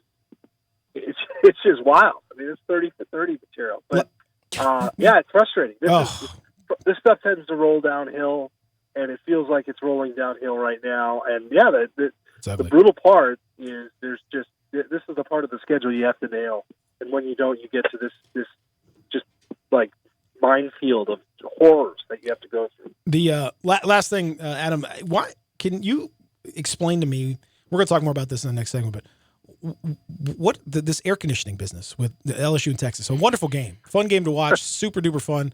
LSU and Joe Burrow looks amazing. I mean, LSU looks potentially playoff worthy, no doubt about it. Texas looked very very good, but all we're talking about is air conditioning. Apparently, Ed Orgeron said there was no air conditioning and they had to bring fans, and so he talked to Louisiana Tech. Louisiana Tech said, "No, you didn't talk to us." Texas says, "Nope, we had the air conditioning on." There are reports now, data from the somebody FOIA'd this because this is Arkansas level FOIA of we're FOIAing air conditioning numbers from during the game. It turns out that it was between 69 and 73 degrees throughout the entire game. So, one, two, why would Ed Orgeron lie about all of this unless he's just clinically insane? I love this, first of all. I love a good old-fashioned air conditioning controversy. Yes. It's my favorite kind of controversy because it's harmless and amazing. I don't know. I don't know why he would lie. It seemed like maybe he gets caught up in the moment and it was hot. The thinking talking to a school, if that's the case, is a little odd. Like, this is like one of those things like Cartman in South Park. Like, you get so into the lie that you believe it. Like, you start to believe what you're saying. I think so. I don't know, though. I feel like there's more to this story. I'd like to see that data, Texas. Have they actually provided? They provided it to one of our guys from like a Chip Brown. He may have been Chip himself, but somebody because it's a public building, and so technically. It's public money that goes into the air conditioning costs and all that. So you can FOIA the information if you would like. to do that, and somebody obviously did like to do that. So supposedly it's regulated, all that stuff. Again, I don't know why anyone would lie about any of this. Can I put I love a good air conditioning controversy up on the board? Sure. All right. Sure. Track 5. Track 5. We're doing tracks for our show. We got but track albums. Nothing can derail Ed Orgeron right now. I mean, this is Ed just like testing how much freedom he has. Guy has an offense and there's like a Heisman quarterback at LSU, which you talk about things you never thought you'd say in your lifetime. He's playing great. He's the best. I mean, best in the country right now. I mean, that was like that. I did not think Joe Burrow had that in him. I truly did not. I don't mean that as not. I watched him last year. Dude made some plays. Guy's tough. That's like you. I talked to a couple of people that are draft this week, and they're like, "Man, we gotta look at this dude." Like we didn't think we'd have to be studying this guy this early as like a person that we're gonna have to take note of early on in the draft. Like, good for him. Throw an air conditioning controversy on top of it, man. That's college football. That's everything I love about this sport. It's all wrapped up. Kramer, have a great weekend. Enjoy yourself at the Kramer Manor, enjoying football and Golden Tee. And I know you guys are pushing hard to get everything out. I know it's a burn time, so do your best, man. But I appreciate you giving up some time for us on this Friday. Appreciate you guys. Talk to you next week. You the man. He's Adam Kramer at Kegs and Eggs. Check him out. We'll take a break. Come back. I got to get more into this because we didn't have a talk. This air conditioning thing is amazing. It's great. Amazing story. We'll do all that, and we'll recap our picks this week when we return here on The Experience. Peter and CJ with you. Sports 56 961 87.7. Take Sports 56 with you on your phone or tablet. Download our official Sports 56 app today. Tee it up at Edwin Watts Golf Shops this year with the new 2019 fall arrivals. Introducing the strikingly new T-Series irons from Titleist, featuring the T100 iron designed as a player's iron, the T200 iron, a player's distance iron, and the T300 iron, the complete game improvement iron. All pure Titleist. Let us help you find the right set and get custom fit today. Just a few of the new releases you'll find at Edwin Watts Golf Shops, home with a 90-day 100% satisfaction guarantee, serving golfers since 1968.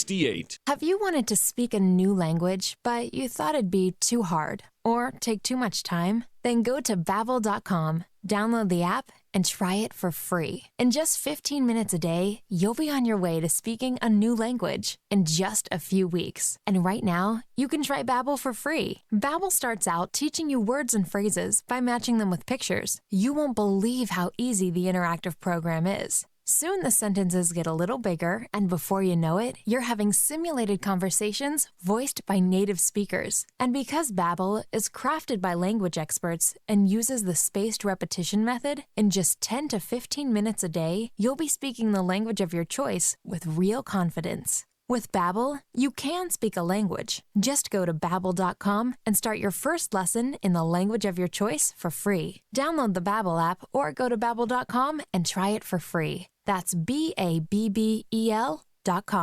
Starlight Lounge presents An Evening with the Progressive Box.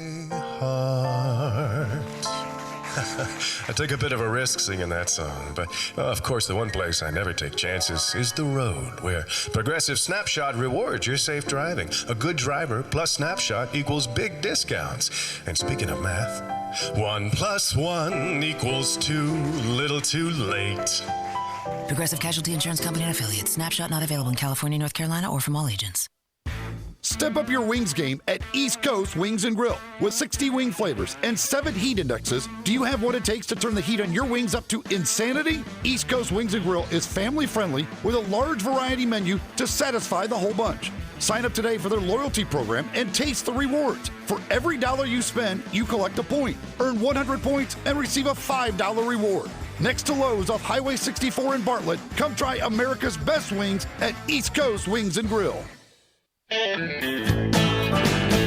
Hi, this is Troy Five Ash, owner of Five Ash Roofing. If you're in need of a roof, there's no better place to start than Five Ash Roofing. No matter what your situation is, we have you covered. We can walk you through the insurance process without committing fraud like many of my competitors. You'd be surprised how many times salesmen and contractors will manufacture storm damage just so they can get a sale. We do residential, multifamily, and commercial work. We're certified in every form of roofing we offer. Our labor warranties are for the life of the shingle, and we don't charge extra for that. And to my knowledge, there's no other roofing company in Memphis offering that level of security. And if that's not enough, we offer a best price guarantee.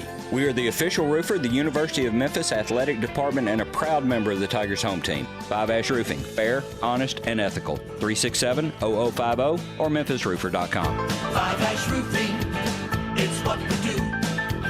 We're here for you. Get your gun, Nelly, and saddle up Penelope. It's Western Trading Days at Sunrise Buick GMC. Old-time trading prices on over 700 new Buicks and GMC trucks, and the Sunrise Used Car Corral has over 500 in stock. Branch managers have been told to cut prices to the bone, and remember, you can bring your car to Sunrise Service no matter where you bought it. If you're a good person with bad credit, SunriseMemphis.com will help you put one of your brand on these little fillies. Free hot dogs and Cokes at the Chuck Wagon. Western Trading Days going on now at all 3 Sunrise locations. We make it fun to buy a car again.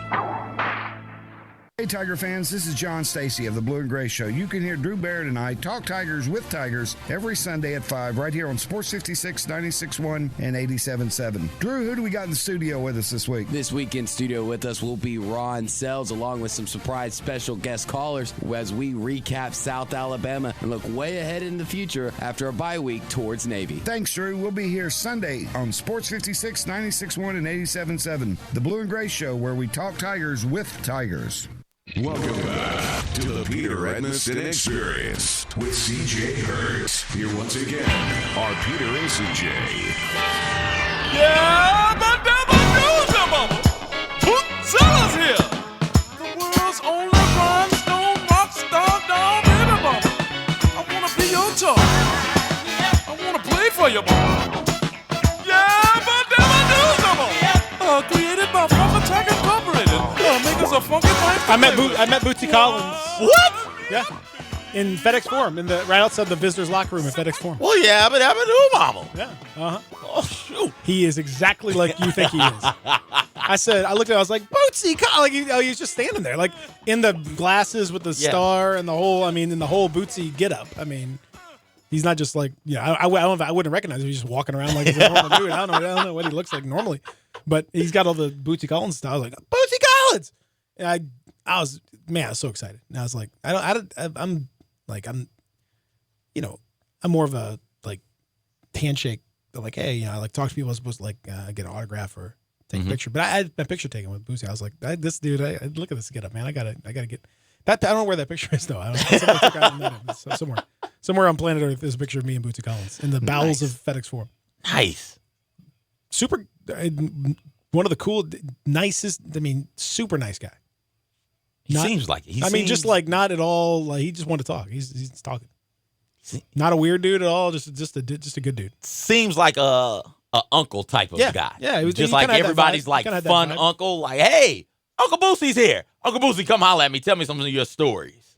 Uncle Boosie looking sharp with that hat. I see you, dude. Oh, he was all. Bootsy Collins. You talk about. See, now he wears, like, Cam Newton wishes he was Bootsy Collins. Yeah. Oh yeah, definitely. Like Bootsy wears some stuff and he's living it and it feels. Cam is just trying too hard. So we talked about this situation with the air conditioner. This is one of the most bizarre things I've ever seen. Like, here's what we know. We know that LSU played Texas. Mm-hmm. We know that. Yes. They did. Yes. That is indisputable. Correct. We know that before the game and after the game, LSU spent time in the visitors' locker room. Yes. The same visitors' locker room that Louisiana Tech had spent time in the week before. Correct. We know that. We know that the team had problems in the second half with cramping and fatigue, and that sort of thing, even though LSU did win. We know that on Monday, Ed Orgeron claims that he was warned and spoke to people at Louisiana Tech that the Texas air conditioning in the visitors' locker room was not working, or not working particularly well, and so they were in some trouble. So he says that they brought blowers and all of that and got that into the situation. Do you still have that audio of Coach O on Monday? I should be able to grab it. If you grab that, if you can grab it real fast, that'd be great. He said that, essentially this whole situation, they knew that there was, according to him, based on his conversations with people from Louisiana Tech, that they knew there was going to be some problems, And so they brought their own blowers into the mix. Don't get that confused with our earlier discussion. Mm-hmm. That means something different at the BBC. It does. And so we know that that's what he said. Mm-hmm. And we know that we all, and myself included, on the show, we all said, "Oh man, this is crazy! Like, you got to have air conditioning for these guys." Well, there's more to the story. So later on in the week, folks from Louisiana Tech were asked about this. Skip Holtz, the head coach, said, "I don't know what he's talking about." Said, "It was fine." So we didn't really have an issue with it, and said I wasn't the one who talked to anyone in Baton Rouge. I don't remember it being like a sauna. I don't remember it being cool. Mm-hmm. That is the. That sounds about. I mean, keep my name out of this. This ain't got nothing to do with me. Yeah. Said TCU's Gary Patterson says his teams have never experienced any AC problems in the locker room in previous trips to Austin. So here's what Coach O said on Monday. Well, first of all, I called Louisiana Tech, and they told us about it. So we did some things in the dressing room that were better. I mean, it wasn't great, but it was better. At least we had air in there. They didn't have air. We had some blowers in there. So I don't think that caused as much as going out there and having to play 93 plays on defense. I think that had a lot to do with it. Although it was hot, I felt like I think the humidity was like 23%. It wasn't like Louisiana. But our guys did cramp up in the second half. We talked about it as a staff that we need to give some IVs, more IVs at halftime. Didn't seem like nobody needed one at that time. But to prevent that, I think that more guys will get IVs at halftime. Okay. Again, the last part, just no clue what he's saying. The last like two sentences. So then they apparently brought blowers or something. Mm-hmm. But so people at Louisiana Tech don't seem to have any idea who talked to Ed Orgeron, but it wasn't Skip Holtz. Secondly, now we have more data, apparently, and according to information that was acquired by folks, and this was the Texas Athletics Department, in fact, provided a spreadsheet showing the internal temperature.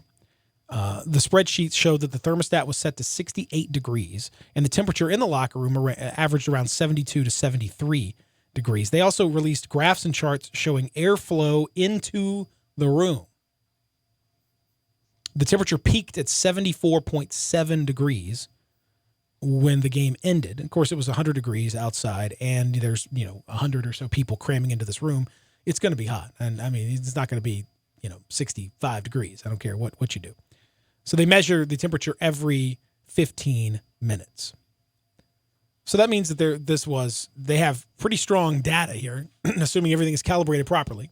And that's a big assumption. I mean, it seems weird that it wouldn't be, but okay.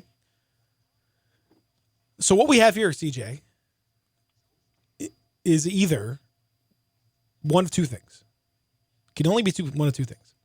It can only be either Texas has improperly or maliciously put information out there, very detailed information that certainly could be fabricated, but would be unusual to fabricate to this degree. But that's possible, I suppose. Although this is certified, and again, these are, being a state institution, this is all subject to FOIA requests and open records acts and all that. So people could find out if people were emailing. It would be a risky thing for them to do, given the paper trail and all that. And especially because it's just air conditioning. But maybe they did that. Or Ed Orgeron, well, actually it could be three things. So that's one. Two, Ed Orgeron is lying. Just flat out, just made up the story about Louisiana Tech, made up the thing about the air conditioning to, I don't know why, because you won the game. Or three, Ed Orgeron is an insane person and is just like he has no control over his mind, and he is misperceiving things because he's a big weirdo. Mm-hmm. I don't see any other option. Those are the three that I see. Texas is lying, and not only lying, but also fabricating and changing data. Ed Orgeron is just a flat-out liar, or Ed Orgeron's a flat-out delusional person. It's got to be one of the three. It's a combination of 1 and 2. It's a combination of that not being calibrated properly. Like, would it surprise you if Texas is like, no, we set the thermostat to 74, but the air is not actually blowing out at that particular temperature? 1 and 2, would it surprise you if Ed Orgeron hopped up on God knows what? We certainly know by the time that game kicked off, he was probably on his 3rd or 4th energy drink for the day. Would it surprise you that he was just running hotter than usual also, with the pressure of the game and the energy drinks just coursing through his veins? It wouldn't surprise me. This gamesmanship by Texas, and Ed Orgeron is a crazy person.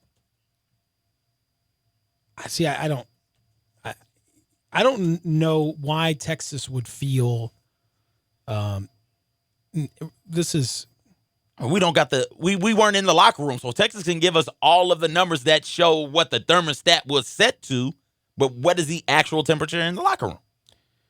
This is the silliest thing imaginable. Oh, it's wonderful, though. But I will say the spreadsheets that are out there, and yes, there are multiple spreadsheets. You have airflow. You have like actual temperatures from each part of the like locker room, multiple sensors. And I don't, again, if you are, it's got the damper position, so it tells you how open the vent is. If you're fabricating this, CJ, it would be a ludicrous thing to fabricate, even by the ludicrous standards that we're talking about here. It would be insane. And not only insane, but you would open yourself up to a legal challenge, a legitimate legal challenge for no apparent reason whatsoever. Because the worst thing that would happen for Texas would be like, yeah, it wasn't working that well, and we're sorry. Like, done. So I don't believe that they messed this up at all. I don't believe that they fabricated this at all. That doesn't make any sense, especially because Louisiana Tech didn't complain. Oh, no. No, they didn't. They didn't complain publicly. But somebody from Louisiana Tech very well could have talked to Ed Orgeron. Said, hey, this is what the locker room is like. Bring them in. Bring some blowers through. Yeah, but I mean, again, that's not the same thing as saying like there's no air conditioning in the locker room. That's saying like, yeah, bring some blowers in. Okay, great. That's probably good to do anywhere. Bringing blowers in. If the locker room is at 72 degrees, you don't need blowers. That's fine. 72 is lovely for a locker room. That's beautiful. But was it actually at 72? Yes. There would be. I don't know. That's so silly to think that they would fabricate that. They would actually open themselves up to legal jeopardy in fabricating official data. That's stupid for this purpose. There's no reason for that. But of course, there's no reason for Ed Orgeron to lie about it either, other than he's just crazy, and he now he's like backed himself into a corner saying stuff, and now he has to like go through with it. That to me is what I think is much more likely. That Ed Orgeron just said something, he felt hot, whatever. Like, I mean, somebody from Louisiana Tech would have said something to somebody publicly. You would have heard like, yeah, it was kind of crazy, or it was a little bit hot. They didn't get none of that. No, they wouldn't. Why would they? You just keep Somebody it. would ask about it. And then you lie. You just keep it with the people you talk to. Why? Because you don't want no smoke from Texas. You're Louisiana Tech. They already got smoke from Texas. Look what Terry Bradshaw said about the I forgot about that. The smoke is already there. Of smoke. So why do they even care? Got you. No, Ed Orgeron's a crazy person. That's the point. And I love it. I love this. Is so college football. This is the greatest. This is just the greatest. It's awesome. It's the best. Let's take a break. We'll come back. We'll continue here on Funky Fresh Funk and Fire Ants Friday. Mm-hmm. Yeah, right here. Kari Thompson coming up, talking to high school at 9 o'clock as we continue here. Real, super real. Sports Talk, Sports 56, 87.7, 96.1. Sports 56 now has 2 FM homes. You can now find real Sports Talk on 96.1 as well as 87.7 on your FM dial. Memphis, it's official.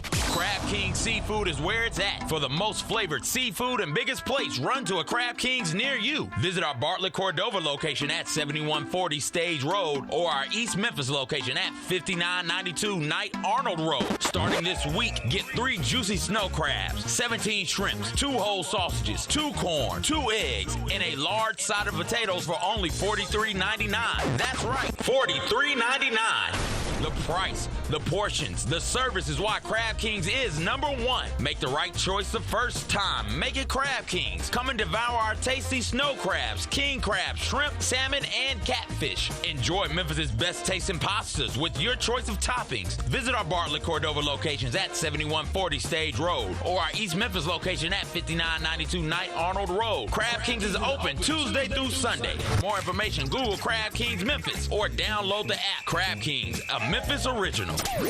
Bartlett Small Engine has been serving quality power equipment since 1970. They have a full line of power equipment, parts, and services for most makes and models. Bartlett Small Engines has the best brands in the power tool industry: Honda mowers, trimmers, and generators, Steel blowers, trimmers, and chainsaws, Echo trimmers, blowers, and chainsaws, plus quality products from Red Mat and Shindawa. And they're all American made. Bartlett Small Engine is your can-do store. 6780 Summer Avenue. Call 901-386-9779. In October of 1986, at a Michigan high school had declared it Nerd Day. One freshman was bright but sensitive. Since entering high school, he had been harassed and teased for being a nerd. One day before Nerd Day, this 14-year-old boy hanged himself in his own home. He simply couldn't stand the pressure anymore. Although the school will no longer have a Nerd Day, it is too late for this boy. Was anyone sensitive to his pain before?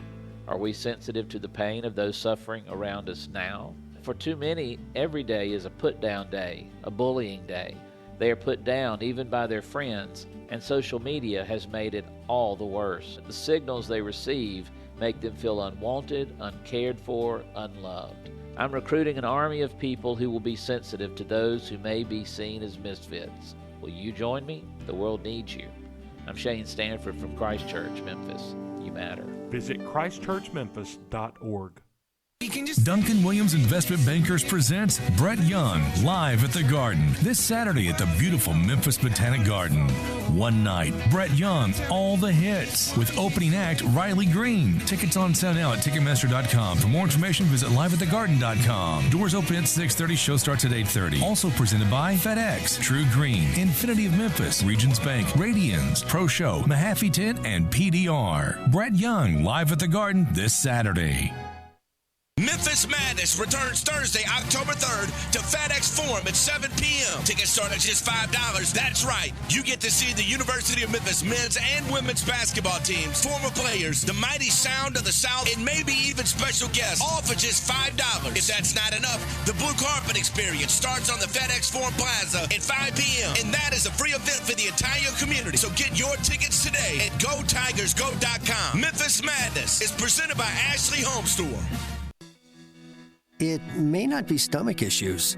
For me, it's intense gas, or pain, or diarrhea, sometimes all at once, over and over. I spent years with the symptoms, but could never figure it out. No matter what I did, they never went away. So I decided to break it down for my doctor and get really specific about my symptoms. We discovered that exocrine pancreatic insufficiency, or EPI, may be the reason for my stomach issues. EPI is caused by my pancreas. It leads to diarrhea, gas, bloating, stomach pain, unexplained weight loss, and oily stools. The symptoms just don't go away. But EPI can show up with even one symptom. The good news? EPI is manageable. But to get to the right diagnosis, you have to break it down for your doctor and get specific about the severity of your symptoms. Visit identifyepi.com to learn more and use the symptom checker to help change the conversation with your doctor. Brought to you by AbbVie. Welcome back to the Peter Edmiston Experience with CJ Hurt. Here once again are Peter and CJ.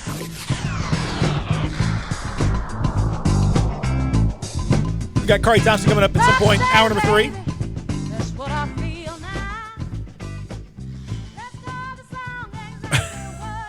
What it is, what it is, what it is. We got some tweeters. Oh, I love the tweeters. Mike says, could it be that the blowers cooled rooms down to 72? AC was set for 68. The room should read 68. That is not true, actually. I mean, well, your dad is AC. My dad is a heating and air guy, and when it is this hot, you can have it set at 68 all you want, but most likely it's not going to get much lower than 72. That's what I'm saying. Like you can set it for 50, and it's never going to get to 50. And quick tip, you're not supposed to set it lower than 68. If you do, it will freeze your unit up, and then you won't have any AC. So just keep that in mind. Freezing your unit up, not a good deal. Especially now at BBC, man. Quite literally, it will have a thick sheet of ice around on the coil. Did I need to be that thick? I Might mean, be too thick. I mean, you can. Yeah, I always just set it to like whatever it's like getting to is what I set it at. I mean, like if it's going to get to 72, I'll set it 72. If it's going to get to 73, I set it 73. Like you got to be realistic about what your heating and air conditioning system can handle, especially when it gets over like 90 some odd degrees and humid and all that. It's just tough. It's tough. Unless you got some giganto system that's probably way too big for your house, and then you might be okay. But that actually won't work either. But that won't work either. That's less effective, actually, than you would think. See? Oh, wow. Awesome with all types of AC knowledge over there. I'm calling you next time. Well, my dad's been doing it for 30 years. Good point. Good point. Texas says bringing blowers in, wasn't that what got Hugh Freeze in trouble? I don't remember him getting in trouble for equipment. Is that what did it? That's not what they meant. Oh, his equipment. Did equipment get Hugh in trouble? Well, yeah, the one. Depends on your definition the one of piece blower. of equipment was definitely a problem. Okay. The one for the school. That was definitely a bad piece of equipment. Okay. Him. I'm gonna have to brush up on the Hugh Freeze saga. I just forgot that. Do we know what chair Hugh is coaching in this week? Is he a dental chair? Is he a bed? Is it a teeter rocker? Is he flipping upside down? Probably going to be a rocket chair. Walmart wheelchair or something this week. Is it a wheel? It's got to be wheelchair now. Like that's the next step in this evolution. It could be one of the Cerebro chairs, like an X-Men. Maybe he's sitting in one of those things. Or people are hot. Have you seen rumor going around that they're going to try and get a minority to play Charles Xavier and Magneto? What? Yeah. We can't have that. Aren't Jewish people minorities? Can't have minorities playing other minorities because they're already a minority. Doesn't make sense. Wait, what? Professor X? What? Yeah, they're Jewish. In canon? Yeah, they're Jewish. Oh, I didn't know. Eric is a Holocaust survivor. That is part of his like story, his character, his essence, his ethos. That is what drives him. And they are based off of Martin Luther King and Malcolm X. No, we know they're not real, right? Yeah, I think we do. We can, we can make them anything, can't we? Yeah, we can kind of do whatever we want to. Oh, okay. No, but we can't. People just get upset. Okay, cool. Oh, I hope we can figure this thing out. Which thing? So many things going on. Yeah, well, what we're going to have with Professor X and Magneto, I also think we can figure out what the air conditioning is going to be set to inside Cerebro. You got to figure that's probably runs pretty hot. You got to get the AC right. Yeah. Yeah, it does run hot, especially when you're trying to pinpoint the exact location of a particular mutant. What would happen if Coach O put the helmet on? Put Cerebro on? Like what would it do for him? Would he be looking for top recruits? Yes. Like, oh, this is one. Oh yeah, this is 5-star. And see. Can you imagine if you could just put the helmet on and you could see the best player in each? Oh, this kid. Oh, it's incredible. I gotta telepathically talk to this child. Right. Get him to my school. That's right. Let's take a break. Hour number 3 on the way. Kari Thompson's going to join us at some point in that first segment. Eventually, apparently. I guess. He's on his way, I think. So we'll do all that when we return here. Hour number 3. Stick around in the Family Leisure Studios. It's The Experience, Peter and CJ. Real Sports Talk Sports 56. 87.7, 96.1.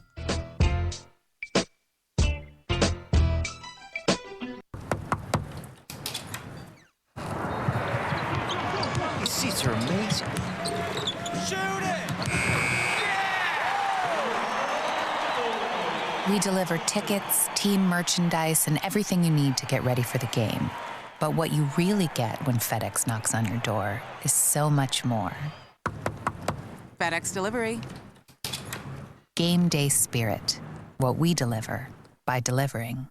Memphis Public Golf, it's all about growing the game. Better play every day, that's their motto. They live up to it. And when I say growing the game, I mean teaching the game and the lessons that you get. And they do it almost every day. All golfers 17 and under, free green fees. That's how committed they are. And we're talking about 5 18-hole golf courses and 3 that have 9 holes apiece. I mentioned there's free golf for those that are 17 and under. That's Monday through Friday after 12 on weekends and holidays too. And that's on every course except for Galloway. Even at Galloway, there's family golf, and that is Saturday afternoons after 12 o'clock. That's adults $25 for 18 holes with a cart. Junior 17 and under, my favorite word, that would be free. And then there's clinics. They want to teach you every Monday, Tuesday, and Wednesday, 4:30 to 6:30 at Whitehaven, and then at the links at Pine Hills every Thursday, 4:30 to 6:30. All these great golf courses, all these free lessons, and free golf for those under 17. That's why Memphis Public Links is better play every day. Hey, you doing, people? And if it's a Chevy you're looking for, any new Chevy, Olive Branch is where you need to go. New 2020 Silverados and Blazers are at All-Star Chevrolet, ready for you to drive today. Traverse, Equinox, Impala, best new All-Star Chevy lineup ever. And most have 0 for 72 financing. So give these Chevys a test run. Roll the windows down. Enjoy the weather. Crank the music up. Pretend like the car is going to be yours, because it is going to be yours. And best of all, All-Star has the ABCs. A, the All-Star Challenge. Take any written offer from any Mid-South auto dealer to All-Star Chevrolet, and you can get a better deal, new or pre-owned, or they buy you a tank of gas. B, best buying experience, period. No wasting your time. They make it easy. And C, customer care. You're all in. Loaner cars, free oil changes. It's the All-Star family, and they're going to treat you like that. It's not South Haven, not the Pike, not Collierville. It's got to be Olive Branch. Find new roads to All-Star Chevrolet or go to allstarautogroup.com. Once upon a time, there was a sleepy bear in search of a place to nap. Like the inside of a car. A coupe? Too small. An SUV? Too big. A station wagon? Just right. But as his eyelids began to get heavy... Covered it. September 30th, 2013. Talk to farmers. We know a thing or two because we've seen a thing or two. Call Chad Gatlin at 901-235-1176 or get a fast quote at memphisfarmers.com. We are farmers. Bum, bum, bum, bum, bum, bum. Underwritten by Farmers Truck Fire Insurance Exchanges and Affiliates. Products not available in every state. Happy anniversary. We've only been married 2 months. No, this is the 1-year anniversary of our first date right here at Sweetgrass. It's been a year? Yep. 1 year ago tonight, we had our first date here at Sweetgrass, and tomorrow is the 1-year anniversary of our second date, which was also right here at Sweetgrass. Well, we've had a lot of special occasions here at Sweetgrass. Pretty much all of them, and why not? There's no better place in Memphis to celebrate a special moment than here at Sweetgrass. Perfect food, perfect drinks, perfect bar. Perfect oysters, perfect location in Cooper Young. So, here's to another special moment at Sweetgrass.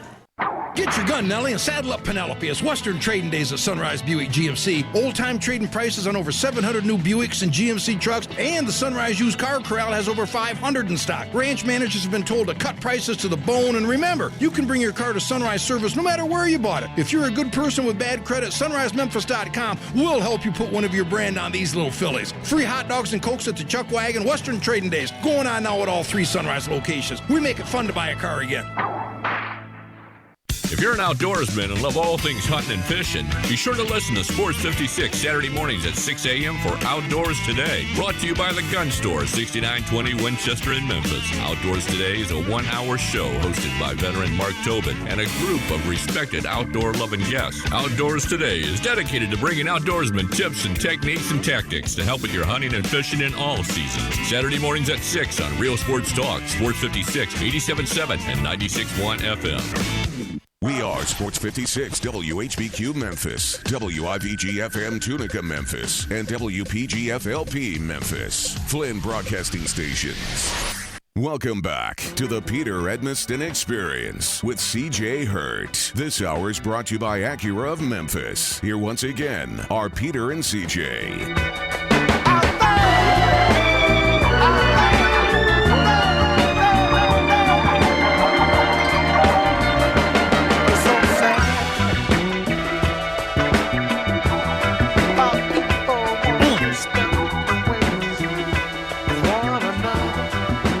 That's so good.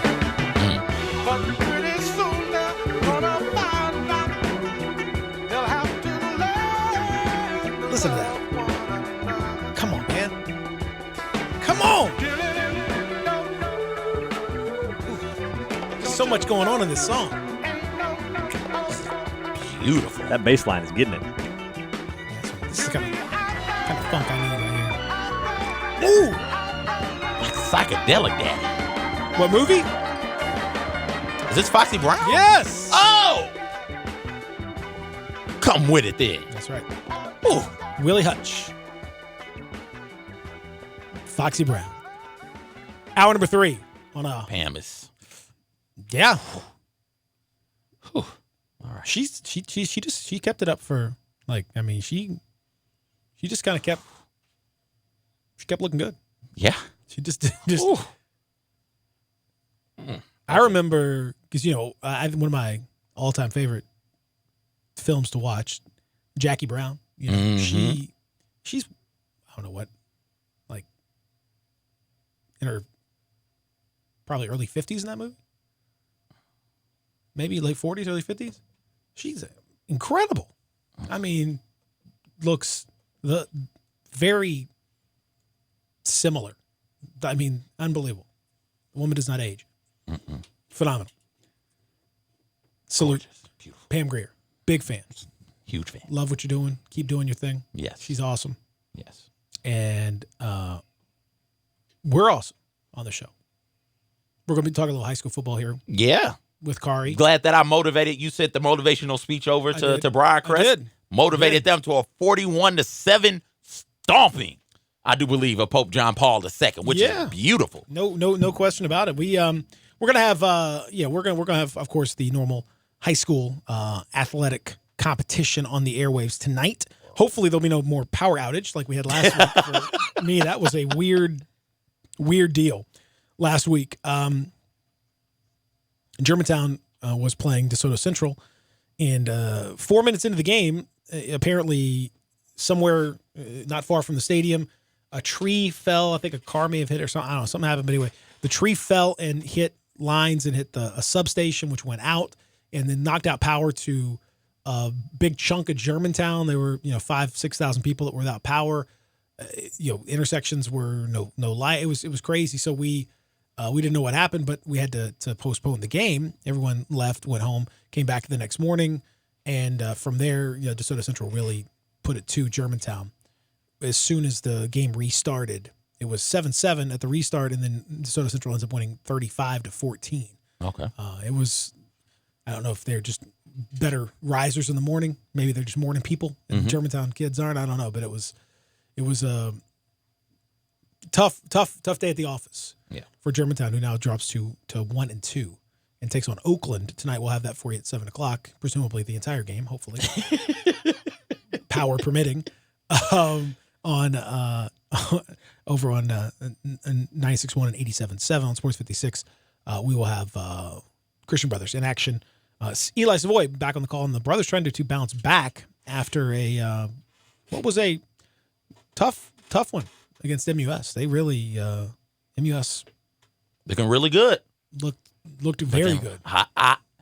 Looks like a D2 type champion. I hope so. Brentwood Academy. They've won 4 straight, and I can't deal with that. Anybody beat them. Beat them, please, for the love of God. Okay. Wow. Except for the Evil E.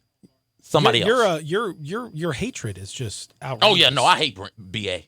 Your hatred BA, is just BJ, it's just Father outrageous. Ryan. They make me want to swear on air, and I have to catch myself. They make me want to swear on air, and I got to catch myself. PJP. Yeah, come on in. Come on, Car. Here we go. We're just waiting on you. Just make yourself at home. Just wheel that chair in, put the headphones on. Let's get it going. Can we get a camera on, Kari? All right.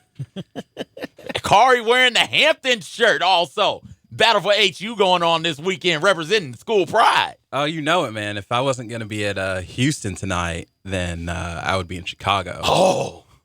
But, priorities, high school football. D Rose would have bought you some tickets. I hope he would have, man. I think, he obviously would have. I mean, he seems like a good guy. They bought, 4,000 Memphis tickets for the kids there? Yeah. He and, who is somebody, he and somebody else. I got to look it up. It's going to bother me. And I want to give this person credit. I forget who it was. Somebody else. So this is Kari Thompson, of course, from The Commercial Appeal. You could follow him on Twitter at _Kari Thompson, because another Kari Thompson got the non-underscore first, right? Fun fact. I'm from Boston, Okay. specifically the Jamaica Plain neighborhood. There's another Kari Thompson who is in journalism who lives in Jamaica Plain now that I'm not in Jamaica Plain. So there's only one. The rule is there can only be one Kari Thompson in Jamaica Plain. There can only be one. That's what we've all heard that saying, and there's and apparently that is true. And does he have the name? Does he have the official Twitter handle? I think he's at KD Thompson 5. So who's this? Do we know who the at Kari Thompson is? I don't know, but I've been angling for just at Kari because there's not that many Karis out there, and the guy doesn't even use his account. Oh. It's one of those situations. He's sitting on it, waiting for your money to come in. Yeah, man, that that journalism money, sweet journalism money that we all are just rolling in. He's obviously so some surprises last week. Indeed. And we talked about some of them. I was just alluding to the Christian Brothers MUS game, and you were there. It was not nearly as competitive as we expected, and MUS. Boy, they look good this year, and Christian Brothers once again just cannot find a quarterback, cannot find a reliable thrower of the football. Yeah, they threw 5 picks, which was the difference in the game. That seems like a lot, Kari. Is that a lot? Is that too many to throw in a game? It is a lot of picks, but I must make this note. Christian Brothers actually had much more total offense than MUS. The problem was they turned it over 5 times. MUS didn't turn it over, and that was the difference in your ball game. And I expected MUS to win. I just didn't expect it to look like that in the first quarter because they got up 37-10, and I didn't expect it to look like that. But, MUS is a good team. I think that they're the best team in their region, but we shall see. With that performance from MUS, we were talking about it before you came in. Can they knock off Brentwood Academy? Can they handle a task like that? Please say yes. Well, don't disappoint me. I think it's interesting because we have a Memphis school playing Brentwood Academy tonight. Yes, we do. Whitehaven is playing Brentwood Beat the Academy. hell out of them. Stomp on Whitehaven. So we'll see how Whitehaven does. They've been When was the last time a public school team beat Brentwood? 2008. It's been over 10 years. Come on, Whitehaven, you can do it. So the Haven is traveling. Woo! To Brentwood Academy. And we'll see if any team can do it. It's Whitehaven. That's going to be an interesting when the Haven arrives at Brentwood. That's going to be it's a culture shock. Cultural shock. It is. We saw that. That's a whole different situation right there. Saw that in Middle Tennessee. NBA played Pearl, and it's a culture shock for both teams. When you're the public school and you go to that type of private school, and when you're the private school and you go to a inner city a public school with a lot of black people. It is a shell shock for you because you are outside of your environment. You are outside of your comfort zone. And I wish we could get more matchups like that. I love those types of matchups because there's not as many black people at Brentwood Academy. Oh no, Peter.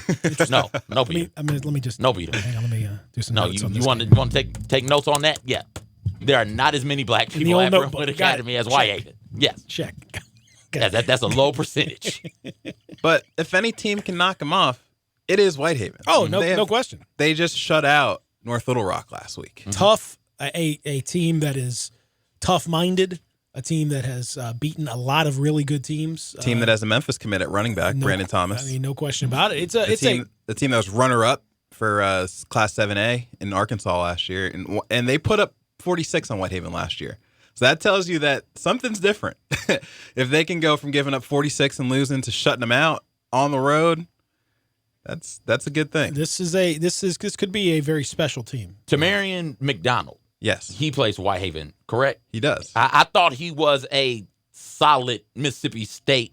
I think you put out that, hey, he's keeping it open, and Memphis is now in the mix for him. What is it about his game that makes him such a hot commodity right now? Well, everybody that I talked to at Whitehaven, I spent some time at Whitehaven last week. Everybody that I talked to says that he's Mr. Do-It-All. He lines up at a number of different positions for Whitehaven, but, I mean, his bread and butter is that he's being recruited as a linebacker. He's about 6'2", 220. They all call him a freakishly athletic guy. Jumps high, runs fast, hits hard, all those things. He was one of my first team All-Metro selections last year. He had 90 tackles, a couple of sacks, even scored a defensive touchdown. And, it's interesting because so much gets made of these potential package deals with recruits. Like they always talk about, oh, I want to play with my friends, blah, blah, blah. And you always wonder how real it is. But when you look at the position that Arkansas is in, they locked up a commitment from Martavius French. They're in Bryson Easton's final 2. They haven't offered McDonald yet, but Martavius told me this week that if they would have just offered to Marion in the spring, they would have all committed on the spot. So it's interesting when he puts it that way. There's plenty of playing time. Step right in. I would think they could play this week. Actually, if they could be eligible, they would immediately improve. Arkansas is up there on a bowl game watch list on the ABWL. Certainly. What are they? 5? Fifth. Yes. Fifth. Yeah, they're fifth on the ABWL. They got a chance to be real bad to get to a bowl game. Plenty. It's a very appealing option if you want to go up there and play immediately in the SEC, and for a team that great fan base, lots of the facilities are very good. Everything's good up there. It's just except football. It's kind of like Tennessee. Everything's good. Yeah, so I mean I don't want to make it seem like, oh, he's definitely going to leave Mississippi State. He's still committed, but when I talk to him, you're saying it could be some wiggle room. There's some wiggle room. Like he told me that he talks to Norvell every week. He was at the game last week. He was impressed with the love that the fans showed Tony Pollard. And basically my words are there's hope for Memphis. What the Tigers do with that hope, we don't know. But he's talking to a number of different schools, and he's going to take 4 of his 5 official visits that he has set up, and Memphis is going to be one of them. Now, let me ask you this. Let's just shoot it straight, Kari. When we're talking about these prospects and prep dudes, and you're talking about, do you report how do you determine when a guy is leaning or potentially or when this Team X has increased their commitment to this kid, or they're pushing harder, or what does any of that mean? For practically speaking, how do you know when this is happening? I mean, it's a feeling. I just straight up asked the kids. I'm like, is this serious, or are you just talking? That's literally what I said to Tamarion, because I was like, so man, are you still solid with Mississippi State? You talking to other schools? Blah blah blah blah blah. And he's like, yeah, I'm talking to a couple of schools still. I'm talking to LSU. I'm talking to Memphis. I'm talking to Ole Miss. I'm going to take my official visits. And I'm like, Memphis, so what do you think of Mike Norvell? He's like, Norvell's a cool dude. Really like him. Really like his style. He kept in contact with me after some of the other coaches stopped texting me when I committed. And I like that. And then I asked him, I was like, so is this serious? Are you actually seriously talking to them? He's like, yeah, it's kind of serious. I was at the game and... This is so weird. Do you like them, or do you like them? But that's the way recruiting is. Swiping because right? Are we swiping left? What are we doing here? There's kids that they want to keep it close to the vest because they want to keep their options open. I mean, it's rare when you get kids that are just going to open up and just speak their mind, but you kind of have to talk to these kids and talk to the people around them and see if you can get a feel. So there's no science to it. Any of them paying attention to what's going on in California and the Fair Pay to Play Act?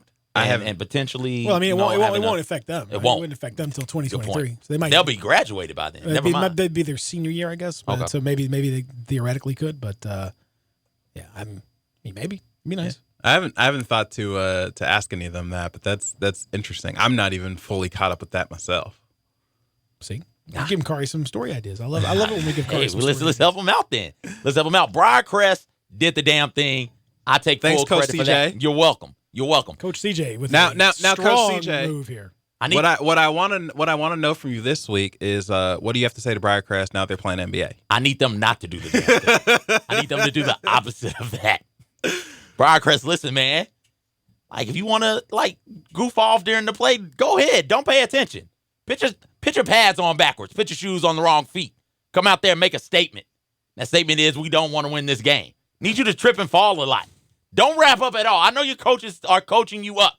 I need you to play down, though, way down. Don't wrap up when you tackle.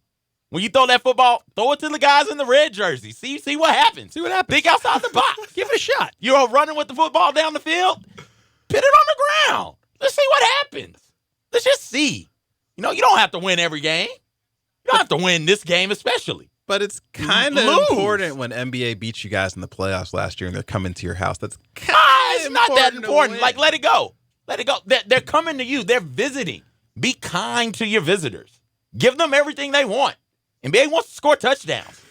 Just let them score. Don't stop them. Be hospitable. Pay CJ no mind. CJ's personal. He's coordinator CJ this week. I can't call him coach. I mean, CJ's. It's just it's I'm just unbelievable. saying, like, you can let them get a W. They don't have it. You have Briarcrest has how many? Two wins on the year.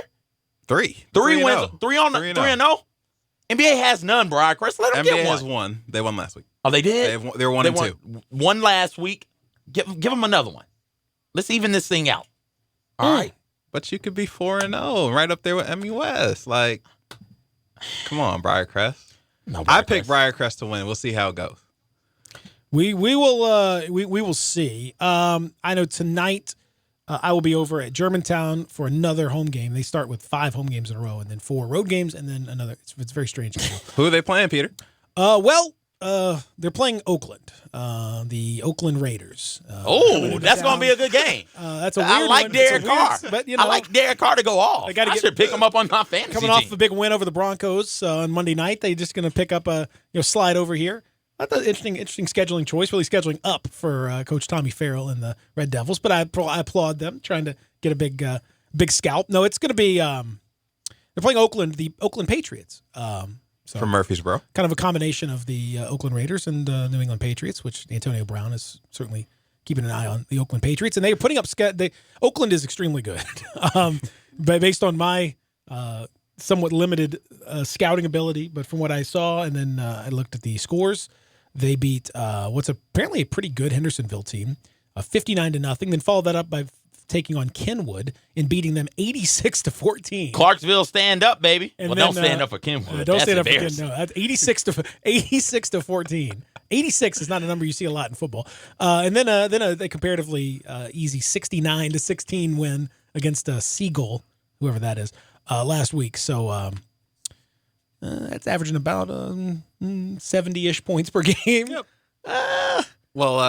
They are indeed the defending Class 6A state champions, and saw them play Whitehaven up in Cookeville last year, and that was not a pretty ball game. That was a shutout victory for Oakland. Yeah, Oakland is so this is going to be a mighty challenge for Germantown tonight, who has started off very poorly, at least considering what the expectation level was.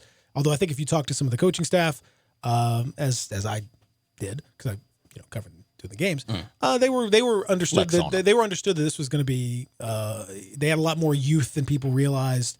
The last year was a lot of older players. You really only had 7 or 8 returnees, and those guys didn't get a lot of reps in practice, and so and you see it when you watch Germantown play. There's some good stretches, and then there's just some like inexplicable mistakes and stuff that you're just like, what in the world was that? And that they look like a team that's very young and still learning with a new coach, and that's kind of what we should have expected. That I think at this point, because they're 1-2, and they got DeSoto Central. When they had that game, when it jumped back Saturday morning, it was all DeSoto Central. I mean, they just won that portion of the game 28-7. And deservedly so. I know. I looked at the scores. I was like, "What the heck, man?" I picked Germantown, and it was 7-7 going in. It was. It was an exciting start. First 4 minutes were, two long touchdowns. Like, man, that's gonna be fun. And then it was less fun Saturday morning. But you know what? It's okay. I mean, you have a new coach, and it takes time to build a program and establish a culture. So maybe they're not there right away, but it'll be interesting to see how this thing develops for the Red Devils. I know it's just going to be some patience. I would push patience from the fans who are. It's a very good fan base, one of the better fan bases in the area. They had lots of people come out to these games. They always got alumni groups. It's a good atmosphere at these Red Devil games. But everyone's also, there's expectation. They saw 22 straight regular season home wins, and now they're staring 3 straight home losses in the face, which is causing some unease. So I would caution patience. It's a young team. They will get there. They should be they should be much better late in October and into November and playoffs and all that than they are now. They should be. And next year should be even that much better. But, that doesn't tell you a lot right now for when you're staring a team like Oakland in the face, like, oh God, this it's going to be a big challenge tonight. There's no question. It's going to be a big challenge tonight. No question about it. What were you?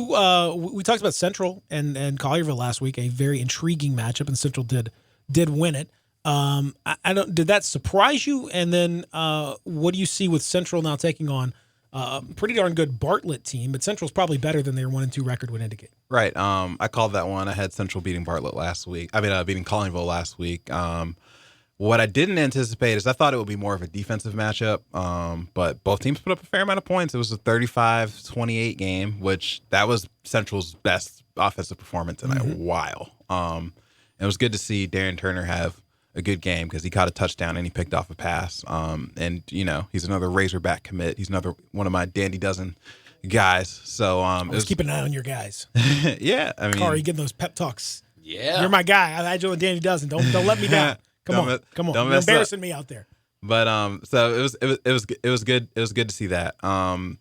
So Bartlett is 3-0. And Bartlett is another team with a new coach who's had a lot of success when he was coaching high school in Alabama.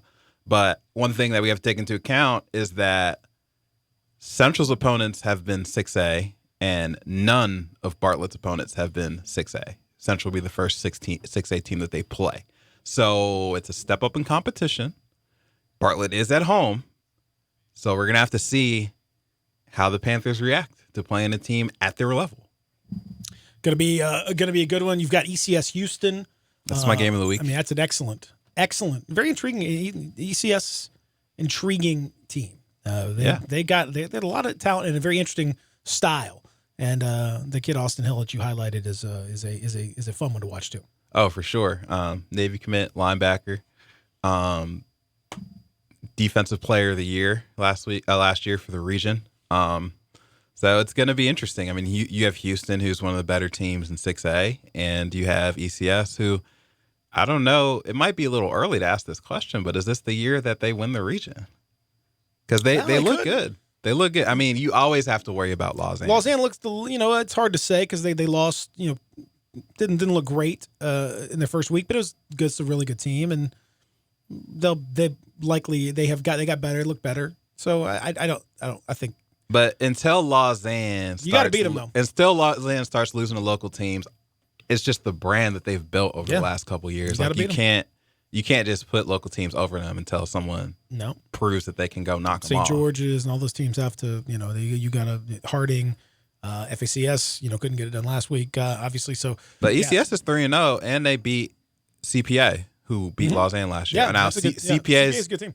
Yeah, they've fallen off a bit though because they lost Kane Patterson, but that's a good win. You can open the season with a victory over the defending state champs. That's certainly a good win, and I'm excited for this one, man. I'm excited to see Lincoln Perry and Austin Hill ball out. Yeah, that's where I'm going to be. Okay, all right. I like to know where you're going to be. I like to know what's I like to know where you're going to be too, well, man. We're not going to be that far. We're both going to be in Germantown. I'm just going to be a different part of Germantown. You know where I'm going to be. I'm easy to find because wherever Germantown is, that's where I'm going to be, which for the next couple weeks, Oakland this week and then Olive Branch next week. So it doesn't get any easier. It's a tough opening schedule. And then on the road for a little bit. Kari, man, appreciate it. Again, follow Kari on Twitter @_Kari Thompson. And we'll get you at Kari at some point. Maybe we'll talk to that guy. Or just at Kari Thompson. We'll talk to the other guy. What's your nickname? Is your nickname not available? I don't have a nickname. I need one. Oh, okay. Need one. All right. Let's work on that. We'll work on that. We'll work on it. We'll think about that. Okay. It's got to be. It's got to be organic. Yeah, it's got to just happen. And the nickname you can't. You can't force it. Yeah. You cannot force a nickname. No, I'm not, without a doubt. Yeah, George Costanza. That's a old Seinfeld thing. Let's take a break. We'll come back and continue here on, let's see, is it a beautiful Friday? Yeah. I think it's gorgeous. I'm trying to see. I can't quite see it. Oh, it's beautiful. It's still beautiful. Okay. I like to double check that. I got no windows in here. It's like being at a casino. We'll continue here on The Experience. Sports 56, 96.1, 87.7. Check out Dave Voloshin and Brett Norsworthy with Sports Time. Weekdays from 3 till 6 on Sports 56, 96.1, and 87.7. Bartlett Small Engine has been serving quality power equipment since 1970. They have a full line of power equipment, parts, and services for most makes and models. Bartlett Small Engines has the best brands in the power tool industry: Honda mowers, trimmers, and generators, Steel blowers, trimmers, and chainsaws, Echo trimmers, blowers, and chainsaws, plus quality products from Red Mat and Shindawa. And they're all American made. Bartlett Small Engine is your can-do store. 6780 Summer Avenue. Call 901-386-9779. Memphis, it's official. Crab King Seafood is where it's at. For the most flavored seafood and biggest plates, run to a Crab King's near you. Visit our Bartlett Cordova location at 7140 Stage Road or our East Memphis location at 5992 Knight Arnold Road. Starting this week, get 3 juicy snow crabs, 17 shrimps, 2 whole sausages, 2 corn, 2 eggs, and a large side of potatoes for only $43.99. That's right, $43.99. The price, the portions, the service is why Crab Kings is #1. Make the right choice the first time. Make it Crab Kings. Come and devour our tasty snow crabs, king crabs, shrimp, salmon, and catfish. Enjoy Memphis' best tasting pastas with your choice of toppings. Visit our Bartlett Cordova locations at 7140 Stage Road or our East Memphis location at 5992 Knight Arnold Road. Crab Kings is open Tuesday through Sunday. For more information, Google Crab Kings Memphis or download the app. Crab Kings, a Memphis original. In today's evolving workplace, XMC understands the process of getting office work done has moved from the desktop to your pocket. The new Xerox multifunctional printers and Connect Key app technology are game changers. Are you working with confidential information? Does it need to be secure from unwanted threats? Do you need to translate documents to another language? Xerox's App Gallery provides solutions like secure printing and easy translator technology. XMC is the second largest exclusive Xerox agent in the U.S. with 9 locations to serve you. We've been in business for over 25 years and have received top awards from Xerox. In changing our world one experience at a time, our team's committed to doing what's right for your business. XMC is proud to be your leader in document and print management, and it'd be our pleasure to serve you. Contact XMC today at 888-814-3114 or visit our website at xmcinc.com. XMC, Excellence in Office Solutions. Got something you want to get off your chest? You better have a backup plan. Want to join the conversation? Someone needs to tell him he has to grow up. Join us on the First Bank phone lines at 360-8255 or the First Bank text line at 67129. Sundays and Mondays are special at the Butcher Shop, celebrating over 35 years of serving the Mid-South by giving a big thank you to you, their loyal customers. You can come in, relax, watch your favorite games, and enjoy hand-cut steaks along with a premium bar. Sunday and Monday nights from 5 until 8:30, you can get select entrees for $25. That includes a salad, baked potato, and bread, and you don't have to pick one, you get all 3. Some of those entrees are 10-ounce New York strip steak, slow roasted prime rib, Atlantic salmon with dill sauce, marinated grilled chicken breast, grilled boneless pork chops, and crab stuffed shrimp. Plus, all appetizers and desserts are 20% off. Don't forget, Hamburger Friday every Friday from 11 to 2. It's the best. The Butcher Shop, always a Memphis tradition. Call 901-757-4244, 901-757-4244 for more information, or just stop in at 107 South Germantown Parkway in Cordova. Welcome back to the Peter Edmiston Experience with CJ Hurt. This hour is brought to you by Acura of Memphis. Here once again are Peter and CJ. I'm mad to get down with my girlfriend. That ain't right. Whoa! Talking, hollering, cuss. You want a bank?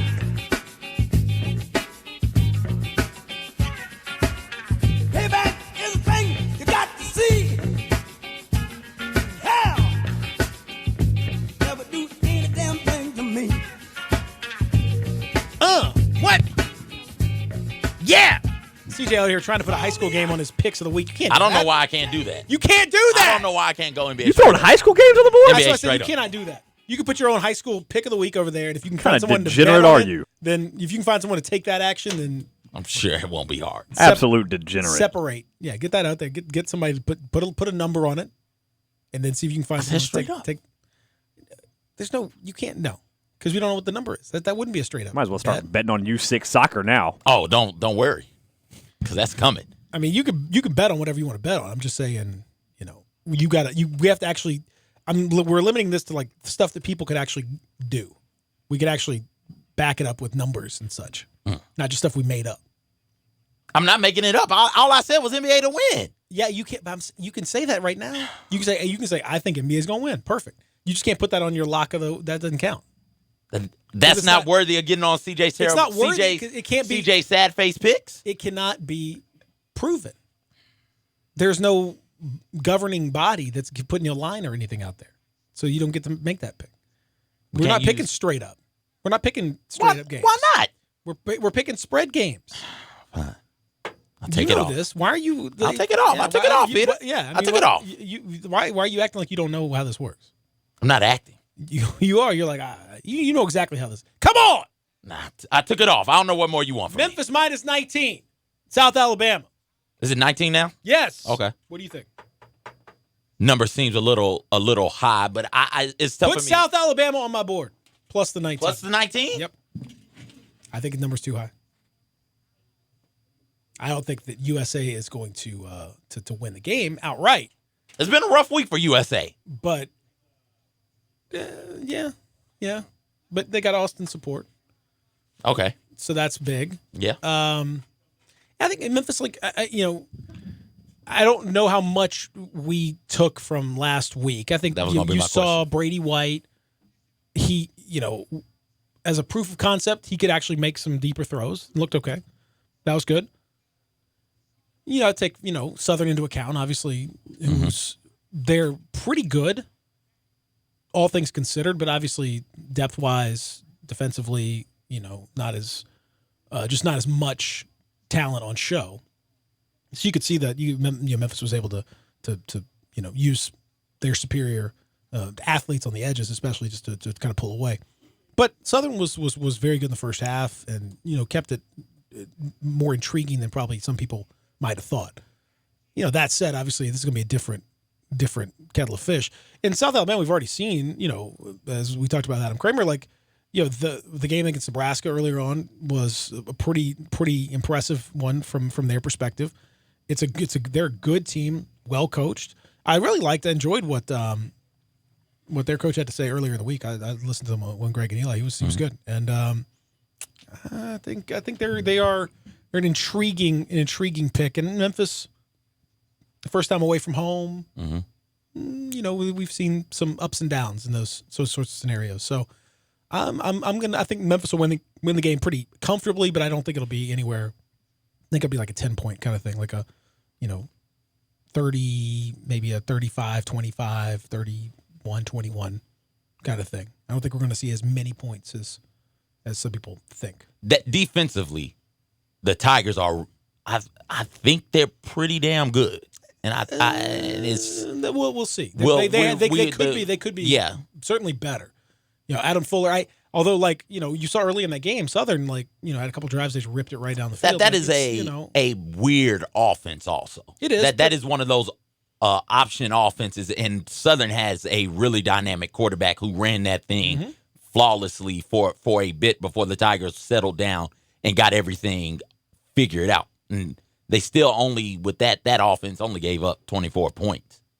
That type of offense with the way Southern had things rolling and the momentum that they had, that type of offense could have had a bit more against a lesser defense.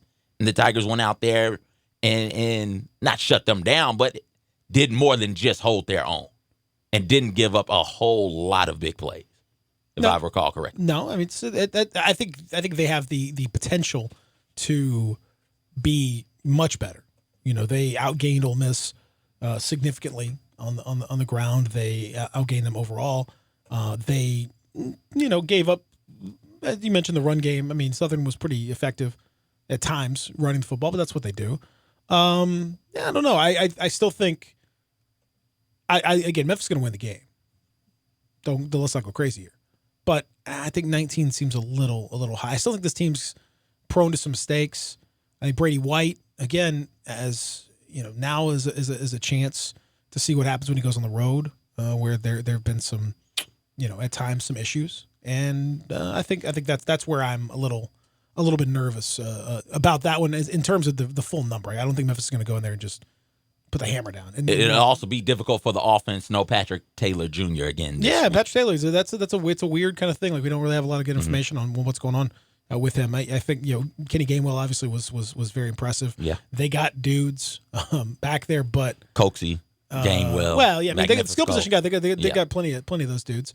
My man Rodriguez, was excellent. So, I'm not that doesn't worry me so much, but down the line, I think it will. In this game, it doesn't matter so much. But they need Taylor back. He's still, they've got to figure out what happened there. That was a weird situation, to say the least. Now, I asked a question earlier. Do you really think this week, this is the last chance, really, probably for a month, that Tennessee has to win a game? Do you think? No. Surely they don't lose to Chattanooga, right? I mean, there's no way impossible they could lose Chattanooga. I would have said there's no way possible they lose to Georgia, whichever one it was. State. They'll lose to the real Georgia soon enough. Oh yeah, no, they're gonna catch that L. That L is coming. Couple weeks. Peek around the corner. What's that? Yeah. Oh, that's a big old L coming down the hall. There's several of those coming down the hall. Oh yeah, just in the line. Florida, Georgia, Alabama. Yeah, L's just rolling. I don't know. I would love to say yes, sure. You know what you can do? What? You can spell October without a W, as Tennessee finds out soon enough. Oh, there's no W in October. It definitely is not a W. They may add an L in Knoxville. We call it Locktober. Yeah, it may be Locktober. That it may be that. Mm-hmm. I don't know if they get. I don't know where this team's head is right now. You had that game it's squarely up a certain portion of its anatomy. I can see it being up there. They are real bended in Tennessee. Very flexible. Very flexible. I think this is. I could see if I were. I wouldn't advise anyone to bet on this game. If I were going to, I would say take Chattanooga in the points. Not because I think Chattanooga's going to win. Chattanooga can't. I mean, that would. If that happens, they really might fire Jeremy Pruitt on the spot. Truly, they really might. I'm not even exaggerating. Like they might do it. But I don't think Tennessee has the self-confidence, the self-belief to blow out a team right now. I mean, we've seen them just kind of hang like last year with Charlotte. It was like 24-0, kind of just a whatever. That was a better, more mentally strong Tennessee group in a better place mentally. This group, not so much. Do they have the belief to go out there and actually do it? I mean, if Chattanooga, somehow flukes into an early lead the way that the Georgia State game, they got off to a terrible start because they turned the ball over right away, and Georgia State got a little momentum. If Chattanooga, if that happens, these fans are going to just, I don't know what kind of crowd there's going to be after this start to the season. It was Tennessee's crowd actually last week was, 7,000 more than the opener. Like more people showed up. Like it was loud. They were actually into the game, and they got rebuked for showing faith in this program. Their faith got spat upon. And so now, are they going to come back? Are they going to come back for more? How masochistic are these people? That Charlotte game was 14-3. It was really close. Yeah. Uncomfortably close. Yeah.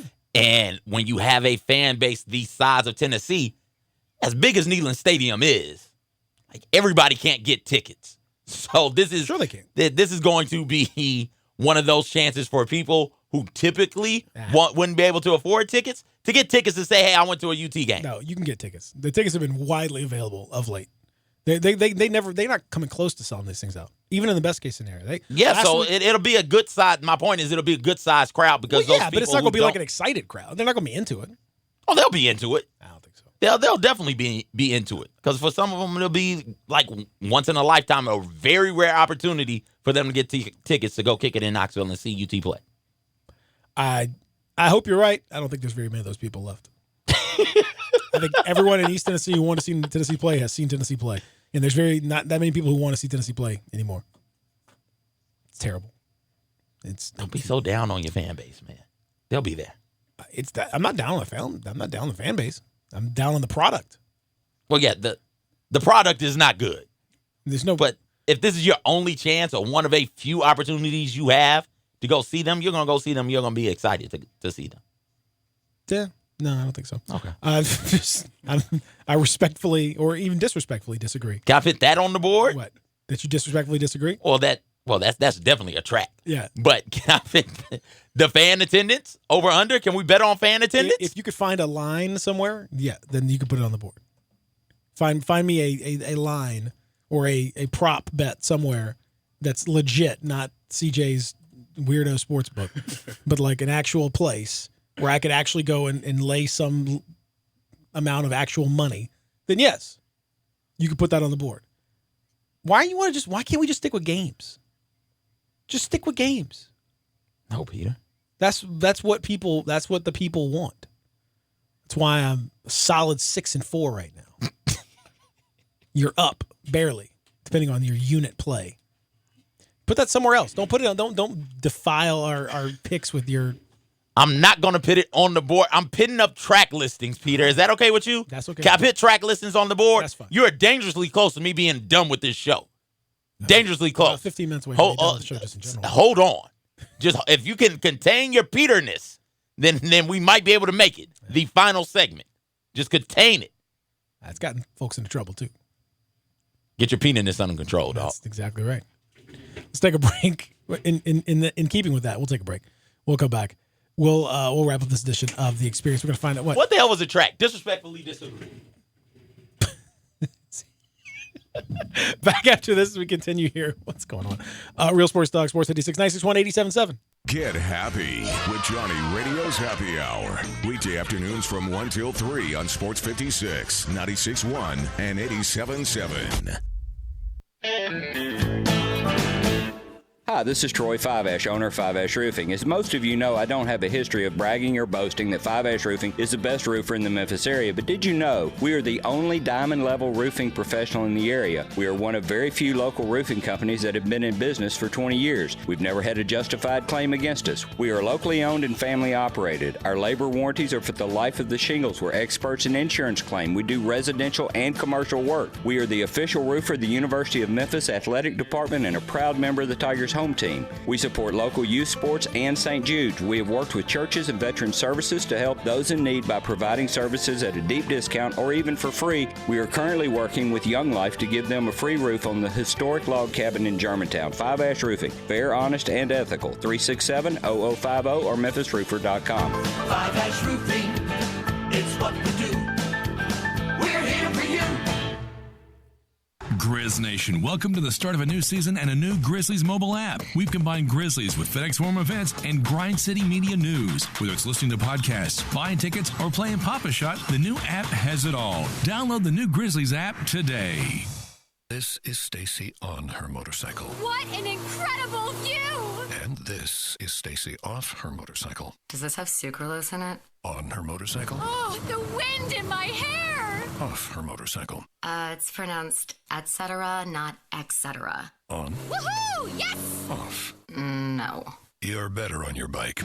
And with basic policy starting at $75 a year, quote today at Progressive.com. Progressive Casualty Insurance Company and affiliates. Annual premium for basic liability policy not available in all states. Do you need a Bobcat loader or excavator for breaking concrete or landscaping? Williams Equipment and Supply is the largest equipment dealer and rental house in the Mid-South. Experience the pride Bobcat owners have in running the #1 brand of compact equipment. Let Williams Equipment put you in the seat of a new Bobcat loader or excavator today. This is Sam Watson, your Memphis area Bobcat specialist. Call me at 901-326-6429 and let me help you get the equipment you need to get the job done. Get your gun, Nelly, and saddle up Penelope. It's Western Trading Days at Sunrise Buick GMC. Old-time trading prices on over 700 new Buicks and GMC trucks, and the Sunrise Used Car Corral has over 500 in stock. Ranch managers have been told to cut prices to the bone, and remember, you can bring your car to Sunrise Service no matter where you bought it. If you're a good person with bad credit, SunriseMemphis.com will help you put one of your brand on these little fillies. Free hot dogs and Cokes at the Chuck Wagon. Western Trading Days going on now at all 3 Sunrise locations. We make it fun to buy a car again. Welcome back to the Peter Edmiston Experience with CJ Hurt. This hour is brought to you by Acura of Memphis. Here once again are Peter and CJ. It makes me feel like it makes me feel like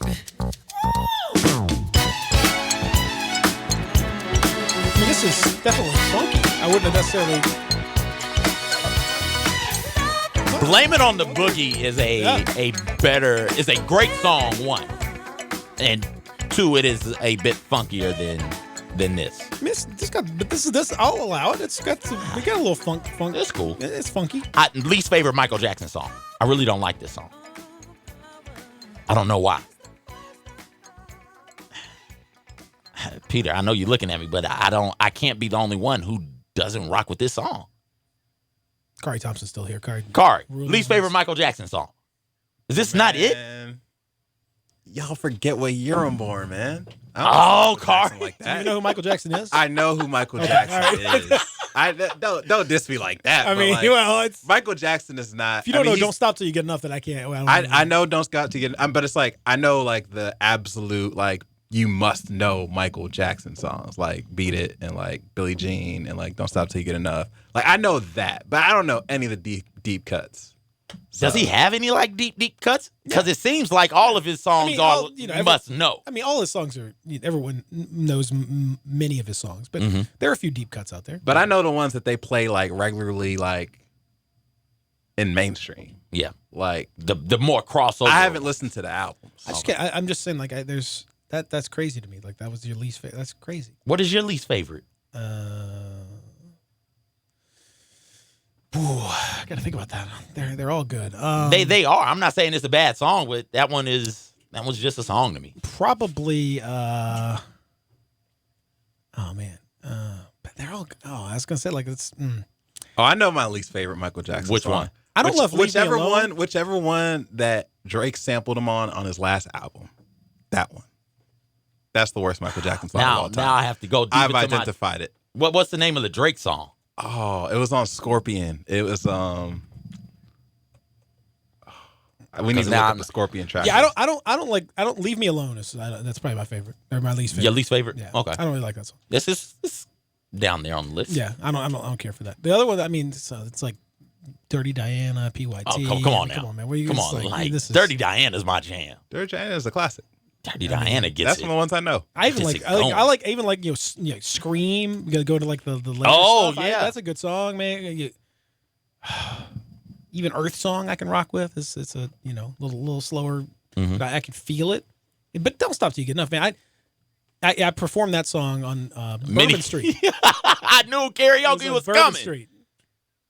Yeah, I got to get the I got a little falsetto. I can do. Okay, a little bit. All right, a little bit. If I'm drunk, I can really do it. You got to get a little higher.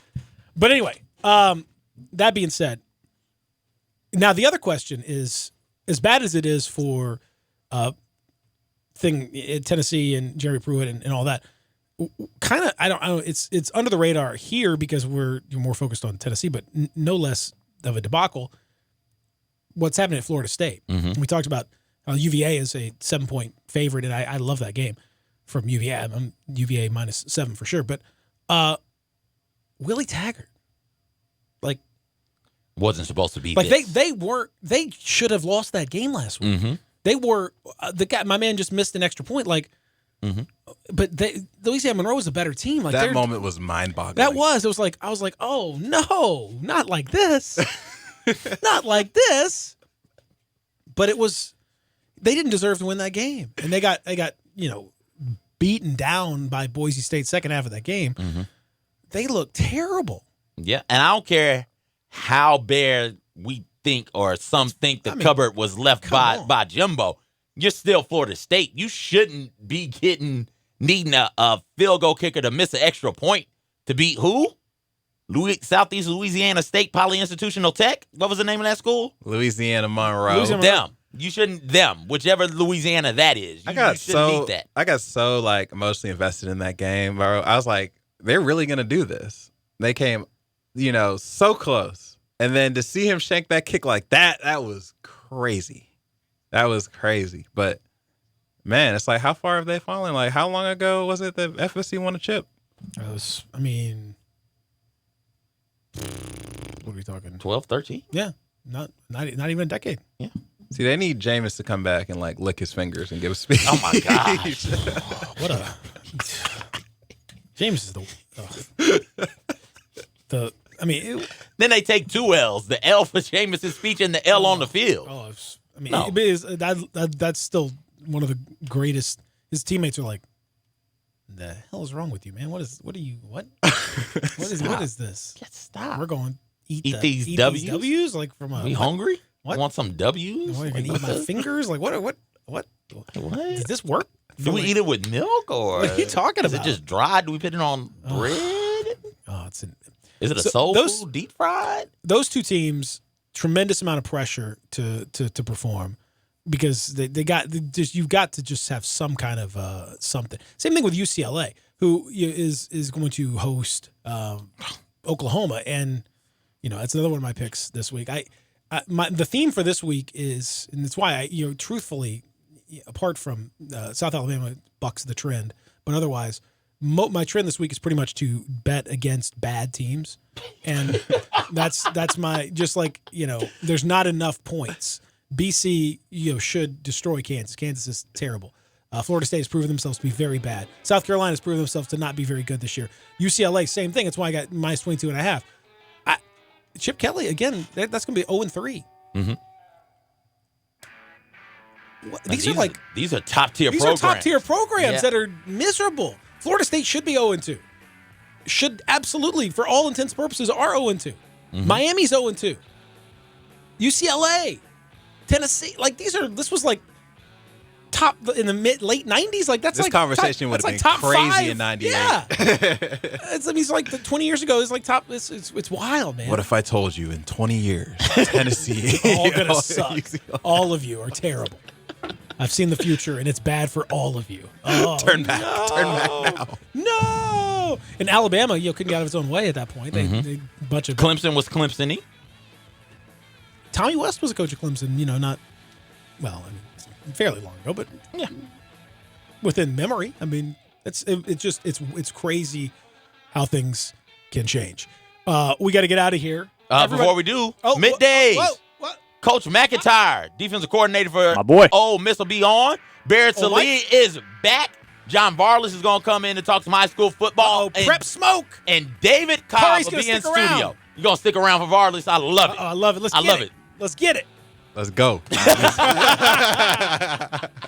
So don't go anywhere. Midday's got a great show for you coming up. That's right. Thank you, Kari. Thanks to Adam Kramer. Thanks to Austin. Thanks to me, of course. And thanks to all of our listeners. You know what time it is. Well, no, there's no question about it. Yeah, you boys. Thanks and shout out to everybody in town for the Classic. Yeah. Thanks to all of them, of course. Thanks to Fred Jones. Great stuff there. And and thanks to D Rose and Anthony Davis for buying all those tickets for those kids in Chicago. Yeah. And we're out of time. Gotta go. Bye.